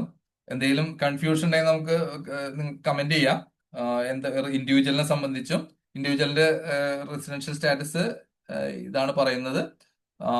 കമ്പനികളുടെ ഈ സെക്ഷനിൽ അപ്പൊ ഈ ഇൻഡിവിജ്വലിന്റെ റെസിഡൻഷ്യൽ സ്റ്റാറ്റസിലോ അല്ലെങ്കിൽ കമ്പനിയുടെ റെസിഡൻഷ്യൽ സ്റ്റാറ്റസോ ഐഡന്റിഫൈ ചെയ്യുന്നതിലോ എന്തെങ്കിലും കൺഫ്യൂഷൻ ഉണ്ടെങ്കിൽ നമുക്ക് നിങ്ങൾക്ക് ഇപ്പൊ തന്നെ കമന്റ് ചെയ്യാം. നമുക്ക് ഡിസ്കസ് ചെയ്ത് പോണെങ്കിൽ പോവാം, ഇല്ലെങ്കിൽ നമുക്ക് അടുത്ത സെക്ഷനിലേക്ക് കടക്കാം. അടുത്ത സെക്ഷൻ വരുന്നത് income deemed to be received and dividend to be income in a tax year.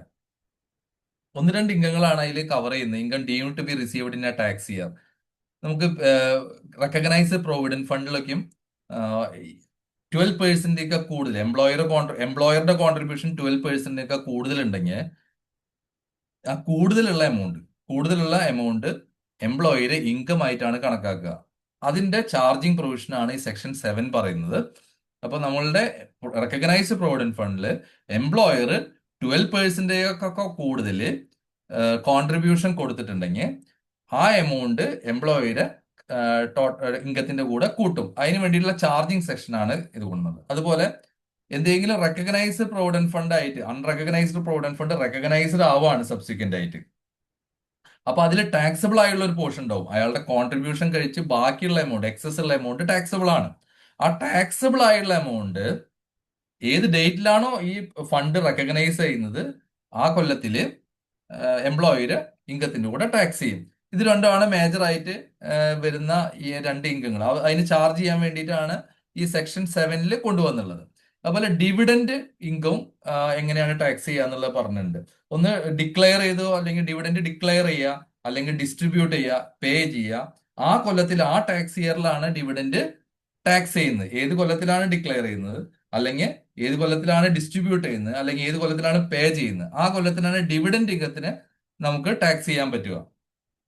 അതുപോലെ ഇന്ററിം ഡിവിഡന്റ് ഉണ്ടെങ്കിൽ ഇന്ററിം ഡിവിഡന്റ് ടാക്സ് ചെയ്യുന്നത്, ഇന്ററിം ഡിവിഡന്റ് ഷെയർ ഹോൾഡർക്ക് അൺകണ്ടീഷണലി ആയിട്ട് അവൈലബിൾ ആക്കുക എന്ന് വെച്ചിട്ടുണ്ടെങ്കിൽ ആൾക്ക് വേറെ റെസ്ട്രിക്ഷൻസ് ഒന്നും ഇല്ലാണ്ട് ആ ഇൻകം ഉപയോഗിക്കാം എന്നുണ്ടെങ്കിൽ അത് ആളുടെ ആ ഡിവിഡന്റ് ഇൻകം ആയിട്ട് ആ കൊല്ലത്തിൽ ടാക്സ് ചെയ്യാവുന്നതാണ്. ഇന്ററിം ഡിവിഡന്റും ടാക്സ് ചെയ്യാവുന്നതാണ്. ഈ സെക്ഷൻ 7 വന്നുള്ള അമെന്റ്മെന്റ് എന്തായിരുന്നു വെച്ചിട്ടുണ്ടെങ്കിൽ ബൈബാക്ക് ഓഫ് ഷെയർസ് ഒരു കൊല്ലം മുമ്പ് വന്നുള്ള ഇൻകം ടാക്സ് അമെന്റ്മെന്റില് buyback of shares dividend income ആയിട്ടാണ് ഇപ്പൊ ട്രീറ്റ് ചെയ്യുന്നത്. അപ്പോൾ ആ ഡിവിഡന്റ് ഇൻകത്തിന്റെ ചാർജിങ് സെക്ഷനിലേക്ക് ഈ ബൈബാക്ക് ഓഫ് ഷെയർസും കൂടി ഇപ്പോൾ ഇൻക്ലൂഡ് ചെയ്തിട്ടുണ്ട് പുതിയ ഇൻകം ടാക്സ് ആക്ടിൽ. അപ്പൊ ബൈബാക്ക് ഓഫ് ഷെയർസും ഡിവിഡന്റിന്റെ ഇതിലേക്ക് വന്നത് ചാർജിങ്ങിന് വേണ്ടിയിട്ട് സെക്ഷൻ 7 അതും കൂടി പറഞ്ഞിട്ടുണ്ട്. ഇനി സെക്ഷൻ 8 കുറച്ച് എല്ലാവർക്കും അപ്ലിക്കബിൾ ആയിട്ടുള്ള ഒരു സെക്ഷനാണ്.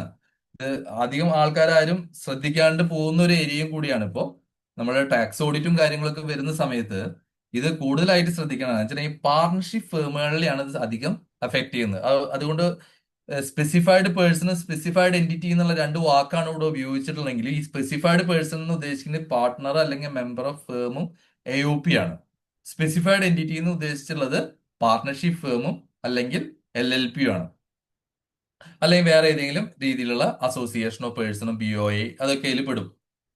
അപ്പൊ ഇങ്ങനത്തെ എൻറ്റിറ്റികളിലെ പാർട്ണർഷിപ്പ് ഫേമുകളോ അല്ലെങ്കിൽ LLPയുടെയോ എന്തെങ്കിലും ഡിസൊല്യൂഷനോ അല്ലെങ്കിൽ റീകോൺസ്റ്റിറ്റ്യൂഷനോ ഉണ്ടായിട്ടുണ്ടെങ്കിൽ, റീകോൺസ്റ്റിറ്റ്യൂഷൻ എന്ന് പറഞ്ഞിട്ടുണ്ടെങ്കിൽ ഒരു പാർട്ട്ണർ പോവാം, പാർട്ട്ണർ വരാം, പാർട്ട്ണറുടെ പ്രോഫിറ്റ് ഷെയറിംഗ് റേഷ്യോ എന്തെങ്കിലും മാറാം.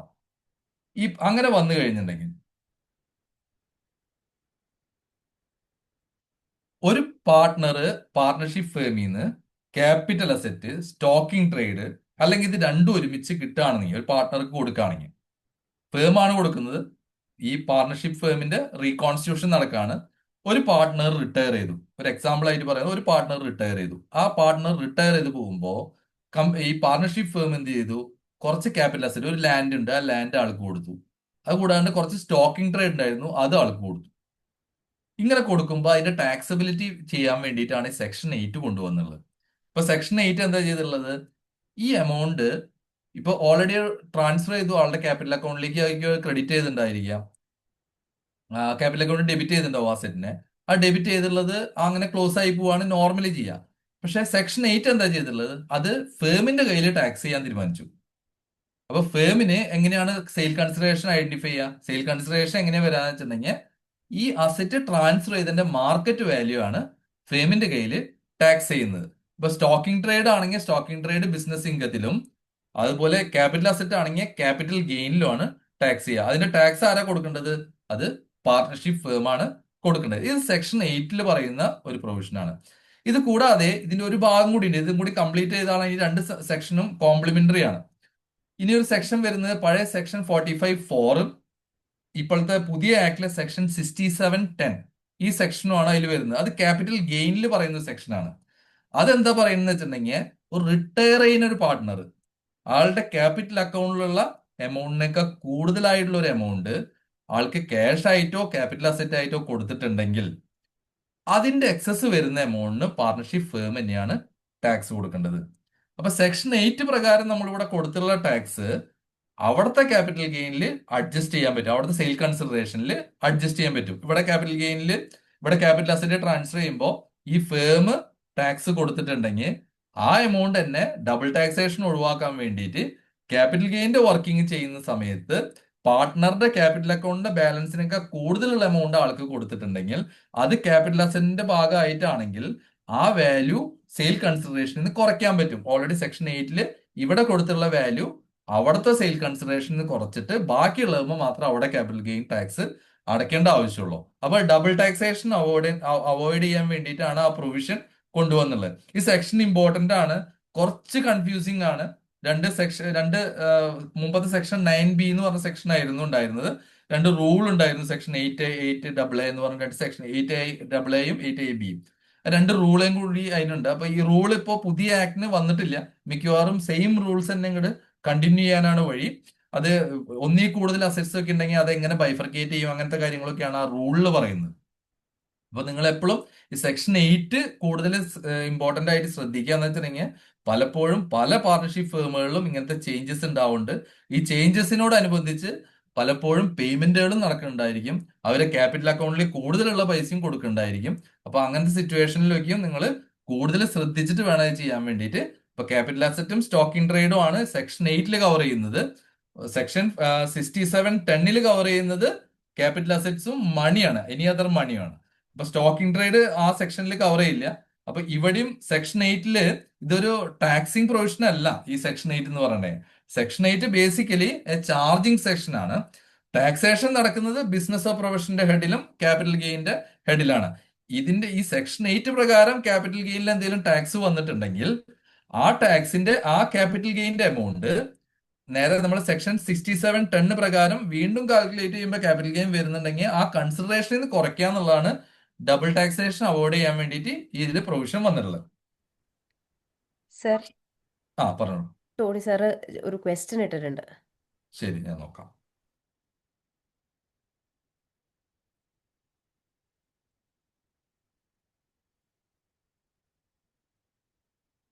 അതെ സാറ് ചോദിച്ചിട്ടുള്ള section 8 will have much impacts where there is a retirement of partner of a jewellery ഷോപ്പിന്റെ ഇതിൽ റിട്ടയർമെന്റ് ഉണ്ടായിട്ടുണ്ടെങ്കിൽ അവർക്ക് എന്തെങ്കിലും പേയ്മെന്റ് കൊടുക്കുന്നുണ്ടെങ്കിലാണ് ഈ സെക്ഷൻ 8 ഇമ്പോർട്ടൻസ് വരുന്നത്. അത് അസറ്റും സ്റ്റോക്കിംഗ് ട്രേഡ് ആയിട്ട് കൊടുക്കുന്നുണ്ടെങ്കിൽ മാത്രമാണ് സെക്ഷൻ 8 അപ്ലിക്കബിൾ ആവുള്ളൂ. എല്ലാ എമൗണ്ട് പൈസ കൊടുക്കുന്ന സമയത്ത് സെക്ഷൻ 8 അപ്ലിക്കബിലിറ്റി വരുന്നില്ല. സെക്ഷൻ 8 അപ്ലിക്കബിലിറ്റി എവിടെയാണ് വരുന്നത് വെച്ചിട്ടുണ്ടെങ്കിൽ അസറ്റും അതേപോലെ സ്റ്റോക്കിംഗ് ട്രേഡ് ആയിട്ടും കൊടുക്കുന്നുണ്ടെങ്കിൽ മാത്രമാണ് സെക്ഷൻ 8 അപ്ലിക്കബിലിറ്റി വരുന്നത്. ക്യാപിറ്റൽ അക്കൗണ്ടിലേക്ക് കൂടുതൽ എമൗണ്ട് കൊടുക്കുമ്പോൾ വരുന്ന അപ്ലിക്കബിലിറ്റി വരുന്നത് സെക്ഷൻ 67(10) അതിന്റെ പഴയ സെക്ഷൻ 45 ആ ക്യാപിറ്റൽ ഗെയിന്റെ ഇതിലേക്കാണ് വരാം. അപ്പൊ അസറ്റ് ഫോമിൽ കൊടുക്കണമെങ്കിൽ മാത്രമാണ് സെക്ഷൻ 8 വരുള്ളൂ. അത് അതില് ക്യാഷ് പെടില്ല. ക്യാഷ് ആയിട്ടുള്ള ട്രാൻസാക്ഷൻ ക്യാപിറ്റൽ അസറ്റും സ്റ്റോക്കിംഗ് ട്രേഡും മാത്രമാണ് അതിൽ പെടുള്ളൂ. അപ്പൊ ഗോൾഡ് കൊടുക്കാണ് ആൾ പോകുന്നത് വെച്ചിട്ടുണ്ടെങ്കിൽ അത് അവരുടെ ജ്വല്ലറിയിലെ സ്റ്റോക്കിംഗ് ട്രേഡ് ആണ്. അപ്പൊ അത് ആ സ്റ്റോക്കിംഗ് ട്രേഡ് കൊടുക്കുന്നതിന് ഈ സെക്ഷൻ 8 അപ്ലിക്കബിലിറ്റി വരും.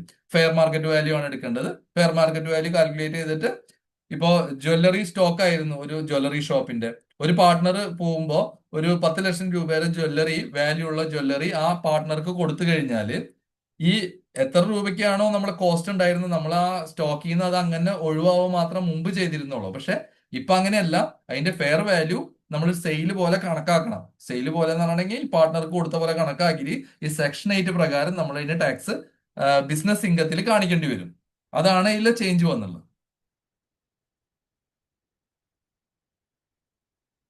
ഇനി വേറെ ആർക്കെങ്കിലും ഈ സെക്ഷനിൽ ഇങ്ങനെ സംശയം ഉണ്ടോ? സർ, ഒരു only is given in asset form എന്ന് ചോദിച്ചിട്ടുണ്ട് ടോണി സർ. അതെ അതെ, അസെറ്റ് ഫോമിൽ കൊടുത്താൽ മാത്രം മതി. ഈ സെക്ഷൻ അപ്ലിക്കബിൾ ആവുള്ളൂ. ക്യാഷ് ആയിട്ട് കൊടുക്കുന്നതിന് സെക്ഷൻ അപ്ലിക്കബിൾ അല്ല.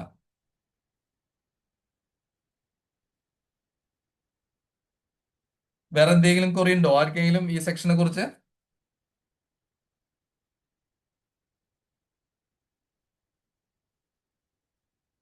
ഒരു കമന്റും കൂടി വന്നിട്ടുണ്ട്.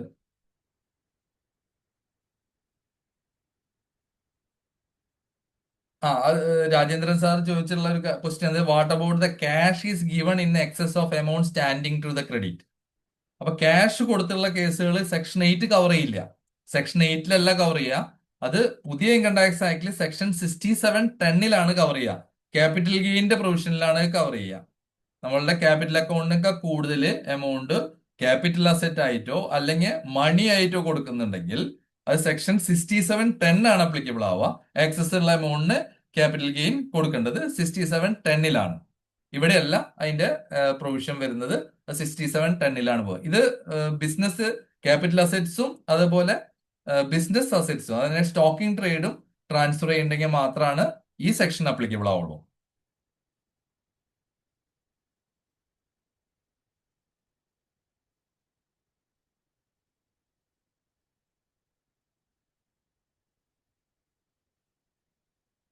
ഇനി വേറെ ക്വറീസ് ഒന്നും ഇല്ലെങ്കിൽ നമുക്ക് അടുത്ത സെക്ഷനിലേക്ക് കടക്കാം.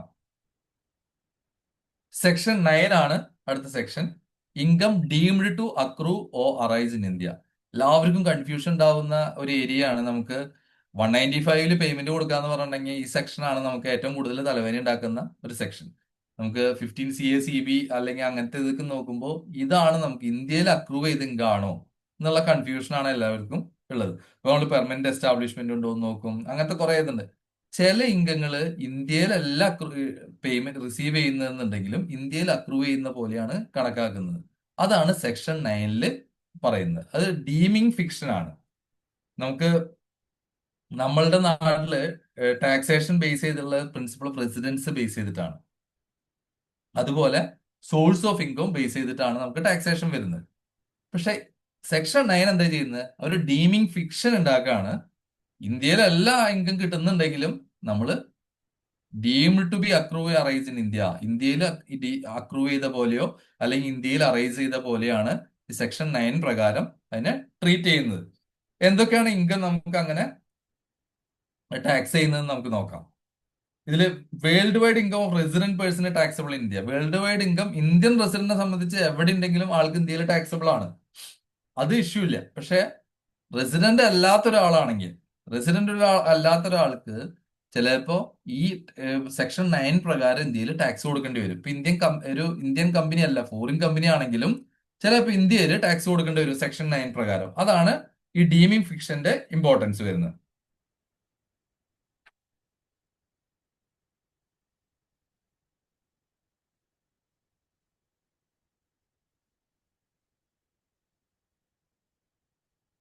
ഒരു നോൺ റെസിഡന്റിനെ സംബന്ധിച്ച് നമുക്ക് അൾട്ടിമേറ്റ് ലയബിലിറ്റി ടാക്സ് ലയബിലിറ്റി വരുന്നത് ഡബിൾ ടാക്സേഷൻ അവോർഡൻസ് അഗ്രിമെന്റും കൂടി കൺസിഡർ ചെയ്തുകൊണ്ടാണ്. അവര് ടാക്സ് റെസിഡൻസി സർട്ടിഫിക്കറ്റും അതിൽ ഡബിൾ ടാക്സേഷൻ അവോർഡൻസ് അഗ്രിമെന്റിൽ എന്തെങ്കിലും ബെനിഫിറ്റ് ഉണ്ടെങ്കിൽ അവർക്ക് എടുക്കാം.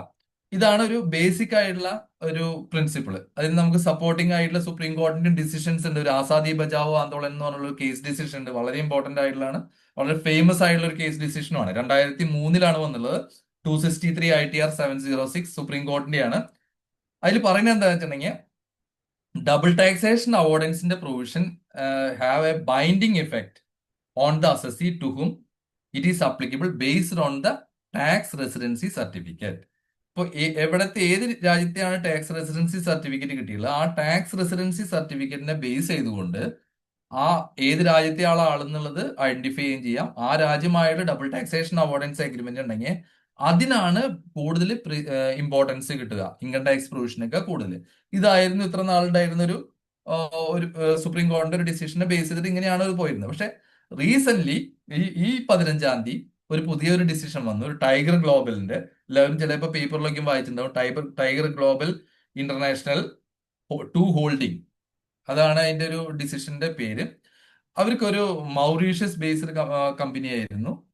അവര് ഫ്ലിപ്കാർട്ട് റിലേറ്റഡ് ആയിട്ടുള്ള ട്രാൻസാക്ഷൻ ആയിരുന്നു. ഫ്ലിപ്കാർട്ടിന്റെ സെയിലും വാൾമാർട്ട് മേടിക്കുന്നതിന് റിലേറ്റഡ് ആയിട്ടുള്ള ട്രാൻസാക്ഷൻ നടന്നതിന്റെ ടാക്സേഷൻ ഇഷ്യൂ ആയിരുന്നു. ഇതിൽ സുപ്രീം കോടതി പറഞ്ഞൊരു കാര്യം എന്താ വെച്ചിട്ടുണ്ടെങ്കിൽ, ജനറൽ ആന്റി അവോയ്ഡൻസ് റൂൾ ഉണ്ട്, ഗാർ എന്ന് പറയും. ഈ GAAR provision double taxation avoidance അഗ്രിമെന്റിനെ ഓവർറൈഡ് ചെയ്യുന്നുള്ളതാണ് പറഞ്ഞുള്ളത്. അപ്പോൾ പഴയ സുപ്രീം കോടതി ഡിസിഷൻ എന്താവും എന്നുള്ളത് നമുക്ക് ഇനിയും വരുന്ന ഡിസിഷനിൽ നിന്ന് മനസ്സിലാവുള്ളൂ. ഒരു ക്ലാരിഫിക്കേഷൻ നമുക്ക് സുപ്രീം കോടതിയിൽ നിന്ന് കിട്ടണം, എന്നാൽ മാത്രമേ അത് ക്ലിയർ ആവുള്ളൂ. പക്ഷെ ഇത് എല്ലാം സെറ്റിൽ ചെയ്തിട്ടുള്ള കുറെ ഇഷ്യൂസ് അൺസെറ്റിൽ ചെയ്യാണ് ഇപ്പോൾ ഈ ഡിസിഷൻ കൊണ്ട് ഉണ്ടായിട്ടുള്ളത്. അപ്പോൾ ഡബിൾ ടാക്സേഷൻ അവോയ്ഡൻസ് അഗ്രിമെന്റ് ഉണ്ടെങ്കിലും TRC ഉണ്ടെങ്കിലും TRC ശരിയാണോ എന്നുള്ളത് നോക്കാനുള്ള അധികാരം കൂടി ഇൻകം ടാക്സ് ഓഫീസർക്ക് ഉണ്ട് എന്നുള്ള രീതിയിലാണ് സുപ്രീം കോടതി പറഞ്ഞിട്ടുള്ളത്. സബ്സിക്വന്റ് ആയിട്ട് എന്തെങ്കിലും റിവ്യൂ കാര്യങ്ങളോ വരുമോ എന്നറിയില്ല. പക്ഷെ അതൊരു ഭയങ്കര മേജർ ആയിട്ടുള്ള ഡിസിഷനാണ്, വൈഡ്ലി റിപ്പോർട്ടഡ് ആണ്, പല പേപ്പറിലും ഓൾറെഡി ആർട്ടിക്കിളൊക്കെ ആയിട്ട് ഇത് വന്നു കഴിഞ്ഞു. അപ്പോൾ ഇത് ഈ ഒരു പ്രൊവിഷനെ അഫക്ട് ചെയ്യാനുള്ള ഒരു സാധ്യതയുണ്ട്. ഇനി നമുക്ക് ഈ സെക്ഷൻ 9ലേക്ക് കടക്കുമ്പോൾ, സെക്ഷൻ 9 സബ്സെക്ഷൻ 2 തൊട്ടിട്ട് 8 വരെയുള്ള ഇൻകങ്ങൾ നോക്കിക്കഴിഞ്ഞാൽ അത് ഇന്ത്യയിൽ അക്രൂവ് ചെയ്യുന്ന പോലെ കണക്കാക്കുകയാണ് ചെയ്യുന്നത്. പല ഇൻകങ്ങൾ ഇന്ത്യയിൽ അക്രൂവ് ചെയ്യല്ല എന്ന് നമുക്ക് വായിച്ചു നോക്കി കഴിഞ്ഞാൽ മനസ്സിലാവും. പക്ഷെ ഇന്ത്യയിൽ അക്രൂവ് ചെയ്ത പോലെ കണക്കാക്കുകയാണ്. ആയിട്ട് നമുക്ക് നോക്കാം. Deemed income accruing or rising whether directly or indirectly. ഡയറക്ട്ലിയും പെടും, ഇൻഡയറക്ട്ലിയും പെടും. Through or from any business connection. എന്തെങ്കിലും ഒരു ബിസിനസ് കണക്ഷൻ ഇന്ത്യയിൽ ഉണ്ടെങ്കിൽ അതുവഴി, അല്ലെങ്കിൽ അതിൽ നിന്ന്, ആ ബിസിനസ് കണക്ഷനിൽ നിന്ന്, അല്ലെങ്കിൽ through or from any property in India. Property ഇന്ത്യയിലാണ്, അതിൽ നിന്ന് കിട്ടുന്ന ഇൻകം ഇന്ത്യയിൽ തന്നെ ടാക്സബിൾ ആണ്. Through or from any assets or source of income in India.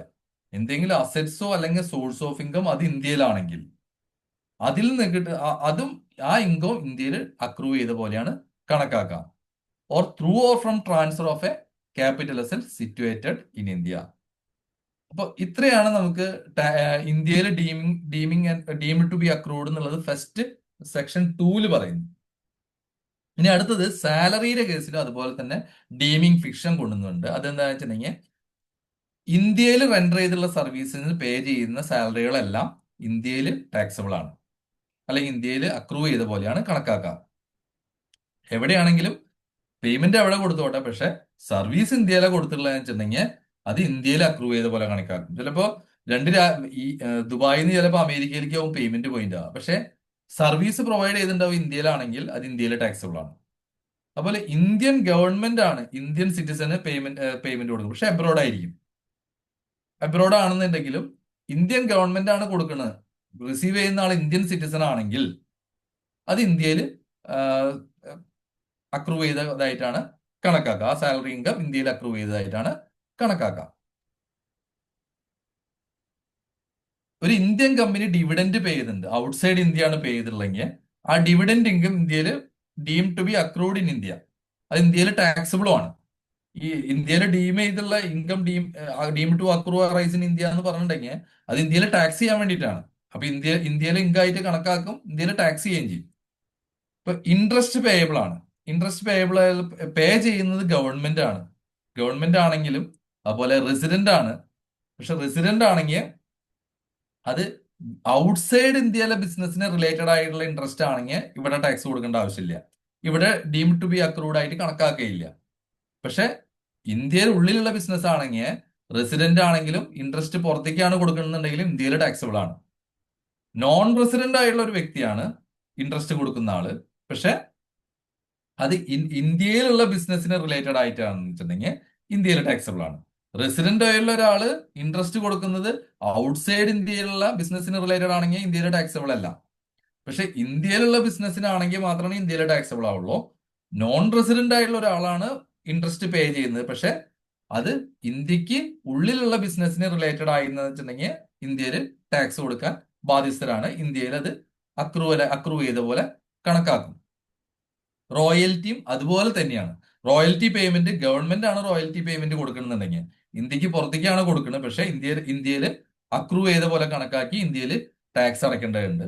Resident ആണെങ്കിലും പേയ്മെന്റ് കൊടുക്കുന്നത് റെസിഡന്റ് ആയുള്ള ഒരു കമ്പനിയോ ഇൻഡിവിജ്വലോ എന്തെങ്കിലും ആയിക്കോട്ടെ, അവർ ആരാണെങ്കിലും ഇന്ത്യക്ക് പുറത്തേക്കാണ് പേയ്മെന്റ് കൊടുക്കുന്നത്. പക്ഷെ ഇന്ത്യയിലുള്ള ബിസിനസിന്റെ ആണെങ്കിൽ മാത്രം, ഇന്ത്യക്ക് ഔട്ട്സൈഡുള്ള ബിസിനസിന്റെ ആണെങ്കിൽ മാത്രം ഇന്ത്യയിൽ ടാക്സ് കൊടുക്കേണ്ടാത്ത ആവശ്യമുള്ളൂ. ഇന്ത്യയിലുള്ള ബിസിനസിന്റെ ആണെങ്കിൽ റെസിഡന്റിന്റെ ഇന്ത്യയിൽ ടാക്സ് കൊടുക്കണം, ടി ഡി എസ് പിടിച്ചിട്ടേ കൊടുക്കാൻ പാടുള്ളൂ. അതപ്പോ ഇവിടെ അക്രൂ ചെയ്ത പോലെ കണക്കാക്കുന്നതുകൊണ്ടാണ് ടി ഡി എസ് പിടിക്കേണ്ടി വരുന്നത്. ഇനി നോൺ റെസിഡന്റ് ആയുള്ള ഒരാളാണ്. നോൺ റെസിഡന്റ് ആയുള്ള ആളാണെങ്കിൽ ഇന്ത്യയിലുള്ള ബിസിനസ് ആണെങ്കിൽ ഇവിടെ ടാക്സ് കൊടുക്കണം. റോയൽറ്റി കൊടുക്കുന്നത് നോൺ റെസിഡന്റ് ആണ്. പക്ഷെ ആ റോയൽറ്റി ഇന്ത്യയിലുള്ള ബിസിനസ്സിനെ റിലേറ്റ് ചെയ്തുള്ളതാണെങ്കിൽ ഇന്ത്യയിൽ ടാക്സ് കൊടുക്കേണ്ട ആവശ്യമുണ്ട്. അപ്പൊ ഇന്ത്യയിൽ അക്രൂ ചെയ്ത പോലെയാണ് റോയൽറ്റി ഇൻകത്തിനെയും കണക്കാക്കുക. അതുപോലെ തന്നെയാണ് ഫീസ് ഫോർ ടെക്നിക്കൽ സർവീസസും. ഇതും സെയിം ആയിട്ട് തന്നെയാണ്. നേരത്തെ റോയൽറ്റി എങ്ങനെയാണോ അതുപോലെ തന്നെയാണ് ഫീസ് ഫോർ ടെക്നിക്കൽ സർവീസുകളും ഇന്ത്യയിൽ അക്രൂ ചെയ്യുന്നത് എങ്ങനെയാണെന്നുള്ളത് കണക്കാക്കുന്നത്.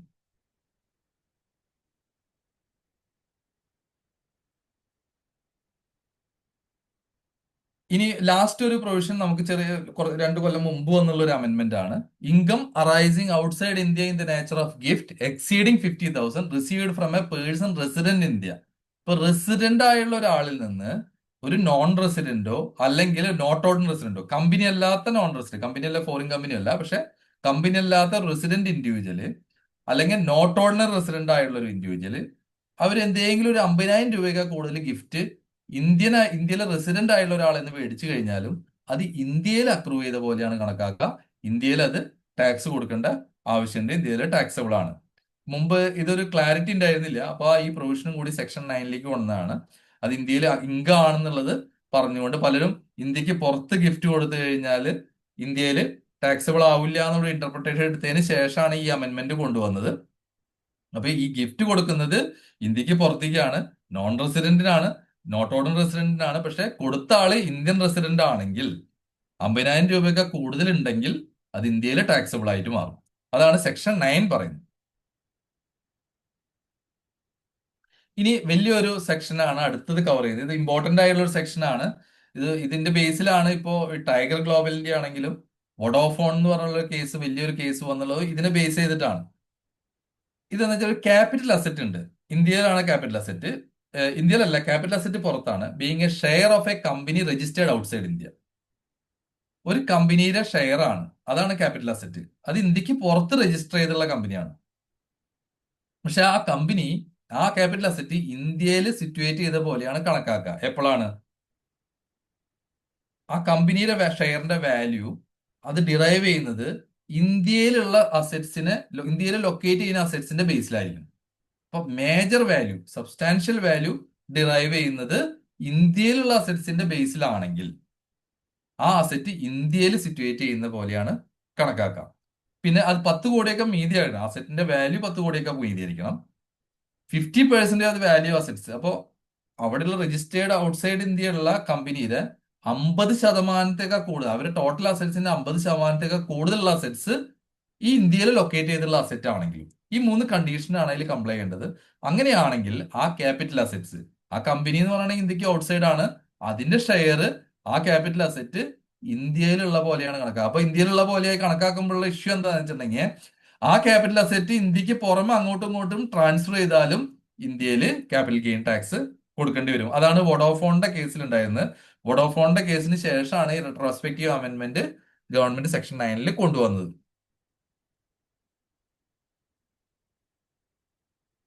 ഇനി സെക്ഷൻ 9ൽ എന്തെങ്കിലും കൺഫ്യൂഷൻ ഉണ്ടെങ്കിൽ നമുക്ക് ഒന്ന് ഡിസ്കസ് ചെയ്ത് പോവാം. എന്തെങ്കിലും ആർക്കെങ്കിലും ഡിസ്കസ് ചെയ്യാനുണ്ടോ?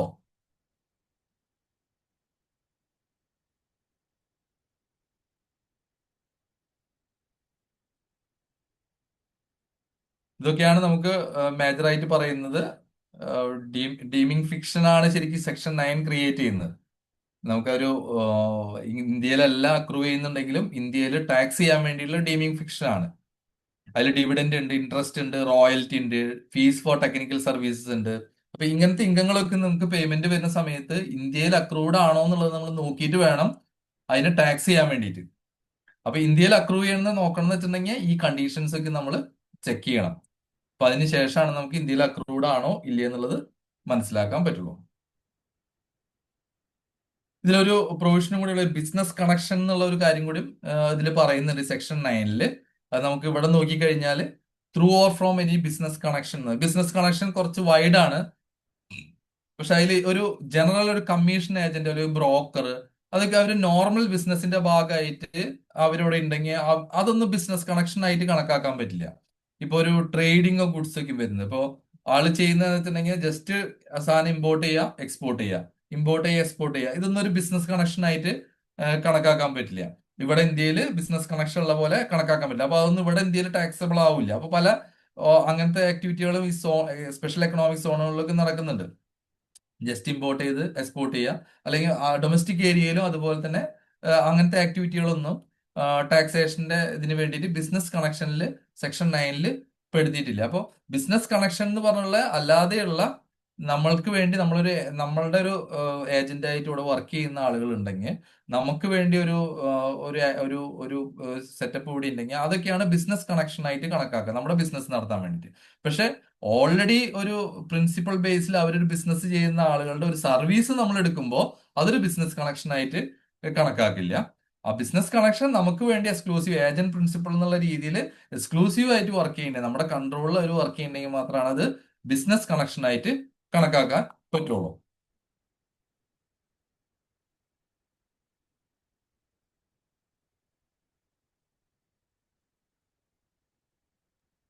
സർ, ടോണി സാർ ഒരു പോസ്റ്റ് ഇട്ടിട്ടുണ്ട്.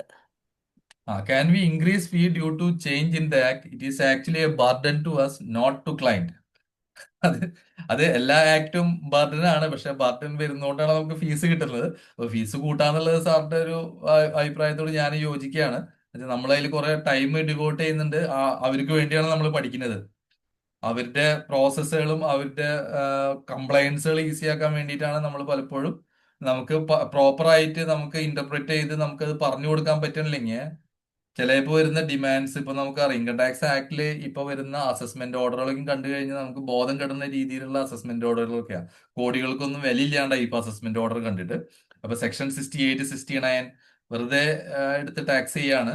60%, 90%, അത്രയ്ക്കധികം ടാക്സ് ആണ് ഇപ്പോൾ ഇമ്പോസ് ചെയ്യുന്നത്. പലപ്പോഴും അപ്പീലുകളിൽ പോയി കഴിഞ്ഞാൽ നമുക്ക് ഫേവറബിൾ ആയിട്ട് കിട്ടുന്നുണ്ടെങ്കിലും അങ്ങനെയാണ് ടാക്സ് വരുന്നത്. അതിന് റീസൺ എന്തുകൊണ്ടാണെന്ന് വെച്ചിട്ടുണ്ടെങ്കിൽ ഇതേപോലെ പ്രൊവിഷൻ അറിയാണ്ടും അതിന്റെ ഇഗ്നോറൻസ് ആണ് പല ക്ലയൻസിനും ഇങ്ങനത്തെ ടാക്സേഷൻ ഇമ്പാക്ട് ഉണ്ടാക്കുന്നത്. അപ്പോൾ അത് അറിയുന്നതിന് അവർക്ക് സമയമില്ല വെച്ചാൽ നമുക്ക് അത് പഠിക്കുന്ന സമയത്ത് നമുക്ക് ഫീസ് കൂട്ടാനുള്ള ഒരു എലിജിബിലിറ്റി എന്തായാലും ഉണ്ട്. അപ്പൊ എന്തായാലും ഫീസ് കൂട്ടേണ്ടത് തന്നെയാണ് എല്ലാവരും. നമുക്ക് പിന്നെ പിന്നെ ഇതിലൊരു കാര്യത്തില് ഇതിപ്പോ ആ ആക്ച്വലി ഈ പുതിയ നിയമം വന്നപ്പോ ആ കണ്ടന്റിൽ മാറ്റം വന്നില്ല, ആ ഫോമിലാണ് ഇപ്പൊ മാറ്റം വന്നിരിക്കുന്നത് അല്ലേ? അതെ കാരണം അതെ ഇപ്പൊ എല്ലാതും പഴയ തന്നെ, ആ പക്ഷേ ആളൊന്ന് ജിമ്മിലൊക്കെ പോയിരുന്ന് മെലിഞ്ഞു, അത്രേ ഉണ്ടായിട്ടുള്ളൂ. അത്രേ ഉണ്ടായുള്ളൂ. അപ്പൊ എന്താ വെച്ച് കഴിഞ്ഞാല് ക്ലയന്റിന്റെ ഭാഗത്തുനിന്ന് ചിന്തിക്കുമ്പോ അവിടെ ഒന്നും ഉണ്ടായിട്ടില്ല. ഇല്ല ഇല്ല ഇല്ല, എന്ന് വെച്ചിട്ടുണ്ടെങ്കിൽ പക്ഷെ ആള് നമ്മുടെ കുറച്ച് ഭാഗത്തുനിന്ന് ചിന്തിക്കുമ്പോ എല്ലാം മാറി. സെക്ഷൻസ് മാറി, എല്ലാ കാര്യങ്ങളും മാറി. പക്ഷെ കുറെ കൂടി സിമ്പിൾ ആക്കിയിട്ടാ ഞാൻ നോക്കുമ്പോ വേർഡിങ്സ് ഒക്കെ കുറെ കൂടി സിമ്പിൾ. അപ്പൊ നമുക്ക് സെക്ഷൻ 10 ഒക്കെ എടുക്കുമ്പോൾ നമുക്ക് കാണാം ഈ ഷെഡ്യൂൾസ് ആയിട്ട് കൺവേർട്ട് ചെയ്യുമ്പോൾ നമുക്ക് GST വന്ന പോലെ പല ഷെഡ്യൂൾസും നോട്ടിഫിക്കേഷൻസും ഒക്കെ ആയി വരുമ്പോൾ ടേബിൾസും കണ്ടീഷൻസും ഒക്കെയാണ്. അപ്പൊ കുറെ കൂടി നമുക്ക് വായിച്ച് മനസ്സിലാക്കാൻ കുറെ കൂടി ഈസിയാണ്, ഐഡന്റിഫൈ ചെയ്യാൻ ഈസിയാണ്. മറ്റേതെന്ന് പറഞ്ഞാൽ പല കണ്ടീഷൻസും പറയണ്ടായിരുന്നത് ഇങ്ങനെ പ്രൊവിസോ ആയിട്ടും എക്സ്പ്ലനേഷനും ഒക്കെ ആയിട്ടായിരുന്നു. അപ്പൊ അത് നമുക്ക് അതിന്റെ ഉള്ളിൽ പോയി കണ്ടുപിടിക്കൽ ഇത്തിരി ബുദ്ധിമുട്ടായിരുന്നു. ഇപ്പൊ അത് കുറേയും കൂടി ഈസിയാണ് കണ്ടുപിടിക്കാൻ. അതാണ് ഒരു മേജർ ആയിട്ടുള്ള ഒരു ഗുണം ഞാൻ ഇതിൽ പുതിയ ആക്ടിൽ കണ്ടുള്ളത്. അത് ചെയ്യുമ്പോൾ തന്നെ പുതുതായിട്ട് ആ പുതുതായിട്ട് പ്രാക്ടീസ് സ്റ്റാർട്ട് ചെയ്യുന്ന അല്ലെങ്കിൽ പുതുതായിട്ട് പഠിച്ച് പ്രാക്ടീസ് ചെയ്യാൻ ഉദ്ദേശിക്കുന്ന ആൾക്കാർക്ക് ഇത് ഗുണമായിരിക്കും, പുതുതായിട്ട് പഠിക്കാൻ അതെ വരുന്നവര്. അതെ അതെ, നമുക്കിപ്പോ പഴയതും പുതിയതും കൂടി അറിയുന്നതുകൊണ്ട് കുറെ ഗുണങ്ങൾ എന്താണെന്ന് വെച്ചിട്ടുണ്ടെങ്കിൽ നമുക്കൊരു കമ്പാരിസൺ കിട്ടും. എന്ന് വെച്ചിട്ടുണ്ടെങ്കിൽ ഈ ആക്ട് പഴയ ആക്ടിന്റെ ഒരു കണ്ടിന്യൂറ്റി ആണ് ശരിക്കും. പഴയ ആക്ട് എവിടെയും പോകുന്നില്ല. അപ്പൊ അതിന്റെ പ്രീസിഡൻസും കാര്യങ്ങളൊക്കെയും ലീഗൽ പ്രീസിഡൻസും എല്ലാം ഇതിന് അപ്ലിക്കബിൾ ആണ്, unless it is N amend. അപ്പോൾ അമെൻഡ് ചെയ്തുള്ള പ്രൊവിഷൻസിൽ മാത്രമാണ് അതിന്റെ അപ്ലിക്കബിലിറ്റി ഇല്ലാണ്ട് വരുള്ളൂ. അപ്പോൾ പല സെക്ഷൻസ് ഈവൻ കണ്ടിന്യൂയിങ് ആണ്. ഞാൻ നോക്കുമ്പോൾ സെക്ഷൻ 10 പല സെക്ഷൻസും ഈ ഇതിലും കണ്ടിന്യൂ ചെയ്യുന്നുണ്ട്, ആ പേരിൽ തന്നെ കണ്ടിന്യൂ ചെയ്യുന്നുണ്ട്. അപ്പോൾ അതൊക്കെയും ആ ആക്ടിനെ കംപ്ലീറ്റ് ആയിട്ട് ഇല്ലാണ്ടാക്കിയിട്ടല്ല പുതിയ ആക്ട് വന്നുള്ളത്. അതിൽ പല റെഫറൻസുകളും ആ ആക്ടിലേക്ക് പോകുന്നുണ്ട്.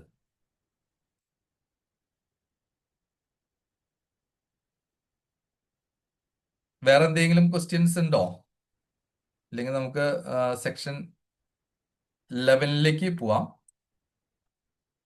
സെക്ഷൻ 10 ഞാൻ സ്കിപ്പ് ചെയ്യാണ്. അതില് വലിയ റിലവന്റ് ആയിട്ടുള്ള ഒരു സെക്ഷൻ അല്ല സെക്ഷൻ 10 എന്നുള്ളത്. അത് ഏതൊരു കമന്റും കൂടി വന്നിട്ടുണ്ട്.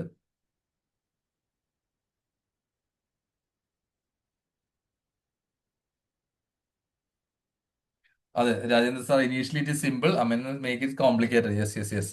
അത് ഇപ്പൊ ഈ നാളെ തൊട്ട് തന്നെ കാണാം. നാളെ തൊട്ട് തന്നെ അമെൻമെന്റുകൾ വന്നുകൊണ്ടിരിക്കും. അപ്പോൾ ഇപ്പൊ വന്നുള്ള ഈ 1/4/2026 തൊട്ട് തുടങ്ങണ ആക്ടിൽ തന്നെ അമെൻഡ് ചെയ്യാൻ പോവാണ്. അപ്പൊ നമ്മൾ ബുക്ക് മേടിച്ചു വയ്ക്കും, വീണ്ടും മാറ്റാറായി.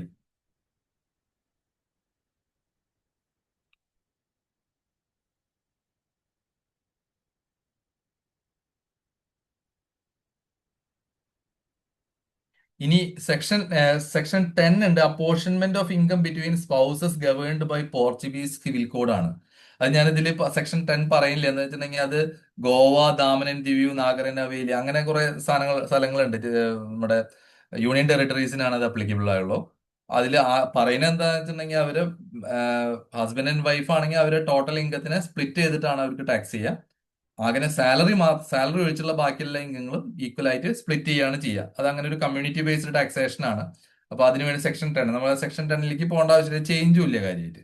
ചേഞ്ച് മേജർ ആയിട്ട് വരുന്ന സെക്ഷൻ 11 നല്ലൊരു ചേഞ്ച് ഉണ്ട്. അത് ചേഞ്ച് എന്ന് പറയുന്നത് അതിന്റെ സ്ട്രക്ചറിൽ മാത്രമേ ഉള്ളൂ കേട്ടോ, അല്ലാതെ കണ്ടന്റിൽ അങ്ങനെ ചേഞ്ചും കാര്യങ്ങളൊന്നും ഇല്ല. അതിൽ കുറച്ച് സെക്ഷനുകളിൽ സെക്ഷൻ 23C അങ്ങനത്തെ സെക്ഷനുകളിലോ, അതുപോലെ സെക്ഷൻ 10 അങ്ങനത്തെ സെക്ഷൻ അത് സാലറിയിലേക്ക് പോയി. അങ്ങനെ കുറച്ച് റീഓർഗനൈസ് ചെയ്യുന്നുണ്ട്. പല എക്സംഷൻസും സാലറിയുടെ ഉള്ളിലും ഉള്ളത് ഇതിന്റെ ഉള്ളിൽ വന്നിട്ടുണ്ടായിരുന്നു. പക്ഷെ അതിലൊരു ഡേഞ്ചർ ഉള്ള എന്താണെന്ന് വെച്ചിട്ടുണ്ടെങ്കിൽ സെക്ഷൻ 10ലുള്ള സെക്ഷൻ 11ലുള്ള എക്സംഷൻ എന്നുണ്ടെങ്കിൽ ഈ ഇൻകം ഒന്നും ടോട്ടൽ ഇൻകത്തിന്റെ ഭാഗമായിട്ട് കൺസിഡർ ചെയ്തിരുന്നില്ല. ഇനി സാലറിയിൽ വന്നു കഴിഞ്ഞുള്ള ഇഷ്യൂ എന്താ വെച്ചിട്ടുണ്ടെങ്കിൽ സാലറിയിൽ ആ ഇൻകം സാലറിയുടെ ഇൻകം ആയിട്ട് എടുത്തതിന് ശേഷം എക്സംഷൻ ആണ് കിട്ടുന്നത്. ആ ടോട്ടൽ ഇൻകം ആയിട്ട് കണക്കാക്കുക ആദ്യം. ഗ്രോസ് ടോട്ടൽ ഇൻകത്തിൽ നിന്ന് എക്സംഷൻ ആണ് കിട്ടുന്നത്. അപ്പോൾ അതിൽ ചെറിയൊരു ഇഷ്യൂ ഉണ്ട്.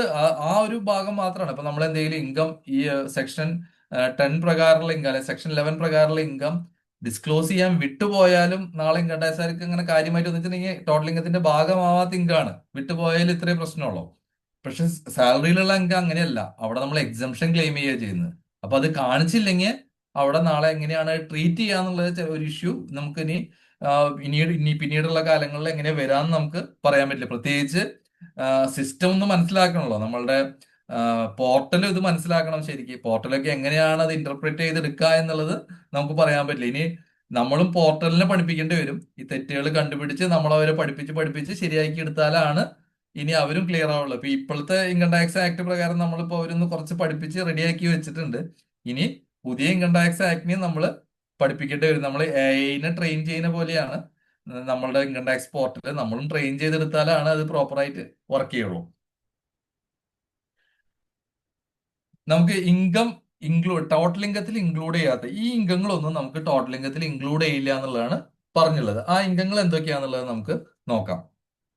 In computing total income of any person, income specified in schedule 2, 3, 4, 5, 6 shall not be included subject to condition. അതിൽ കണ്ടീഷൻസ് പറയുന്നുണ്ട്. ഓരോ ചാപ്റ്ററിലും എന്തൊക്കെയാണെന്നുള്ളത് പറയുന്നുണ്ട്. അത് പ്രകാരം നമുക്ക് ഇൻകങ്ങൾ ടാക്സ് ചെയ്യാത്തതാണ് പറയുന്നത്. ആദ്യത്തെ income not to be included in total income. അതാണ് ഷെഡ്യൂൾ 2 വരുന്നത്. എല്ലാത്തിനും കണ്ടീഷൻസ് ഉണ്ട്. ഹലോ, ആരെല്ലാം പറഞ്ഞോ? ഇല്ല.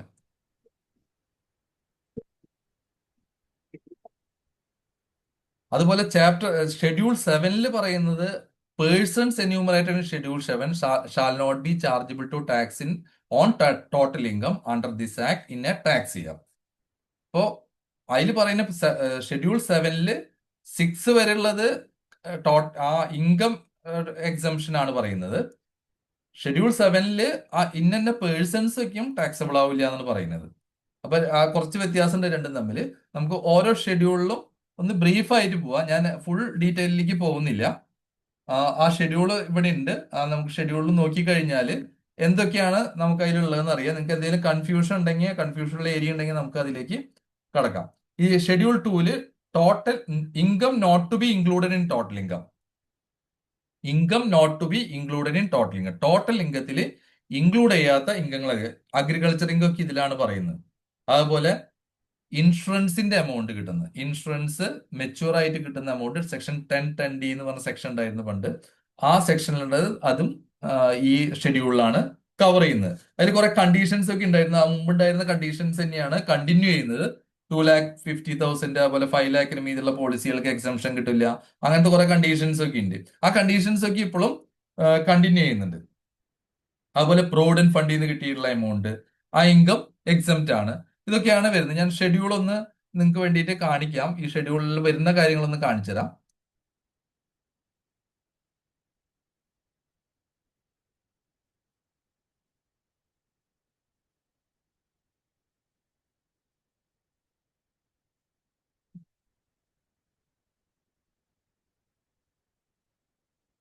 ഇതാണ് ഷെഡ്യൂൾ. അപ്പൊ ഇതില് അഗ്രികൾച്ചർ ഇൻകം വരും. അതുപോലെ ലൈഫ് ഇൻഷുറൻസിൽ ഇതൊക്കെയാണ് കണ്ടീഷൻസ് പറയുന്നത്. ഇതൊക്കെ മുമ്പുണ്ടായിരുന്ന കണ്ടീഷൻസ് തന്നെയാണ്, അതിലൊന്നും മാറ്റമില്ല.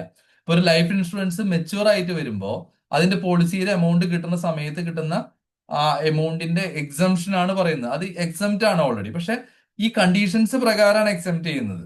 അപ്പൊ പ്രീമിയത്തിന്റെ എമൗണ്ട് 15%, 10%, അങ്ങനെ ലിമിറ്റ് ഉണ്ട്. സ്പെഷ്യൽ പോളിസി ആണെങ്കിൽ 15%, സ്പെഷ്യൽ പോളിസി അല്ലാത്ത കേസുകളിൽ 10%, അങ്ങനെയൊക്കെയാണ് ആ ലിമിറ്റുകൾ ഉള്ളത്. അപ്പൊ ഈ 2023 ശേഷം അപ് ടു 2023 ഒരു പ്രൊവിഷൻ വന്നിട്ട് 2.5 ലക്ഷത്തേക്കാൾ കൂടുതൽ പ്രീമിയം പേ ചെയ്യണമെങ്കിൽ അത് കിട്ടില്ല. 2.5 ലക്ഷത്തിന് താഴെയാവണം യൂണിറ്റ് ലിങ്ക്ഡ് ഇൻഷുറൻസ് പോളിസികളിൽ. ഇപ്പോ 2023 ശേഷം സർ, അത് എല്ലാ പോളിസിയിലേക്കും കവർ ചെയ്തു. ആ ലിങ്ക് സാർ ക്ലിക്ക് ചെയ്തത് ഷെയർ ആയിട്ടില്ല കേട്ടോ. ഇപ്പോഴും സ്റ്റിൽ ആ സ്ലൈഡാണ് കാണുന്നത്. അതെ, ഞാൻ സെപ്പറേറ്റ് ഷെയർ ചെയ്യേണ്ടി വരും. അതും കൂടി ഒന്ന് ഷെയർ ചെയ്യേണ്ടി വരും സർ.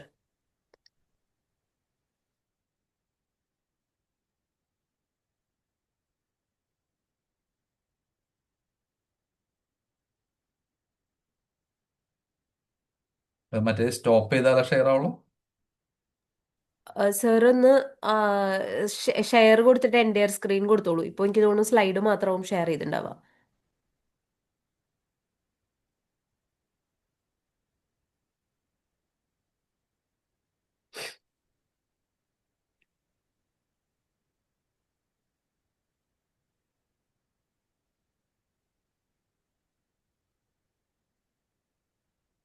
ഇപ്പൊ കാണണ്ടോ?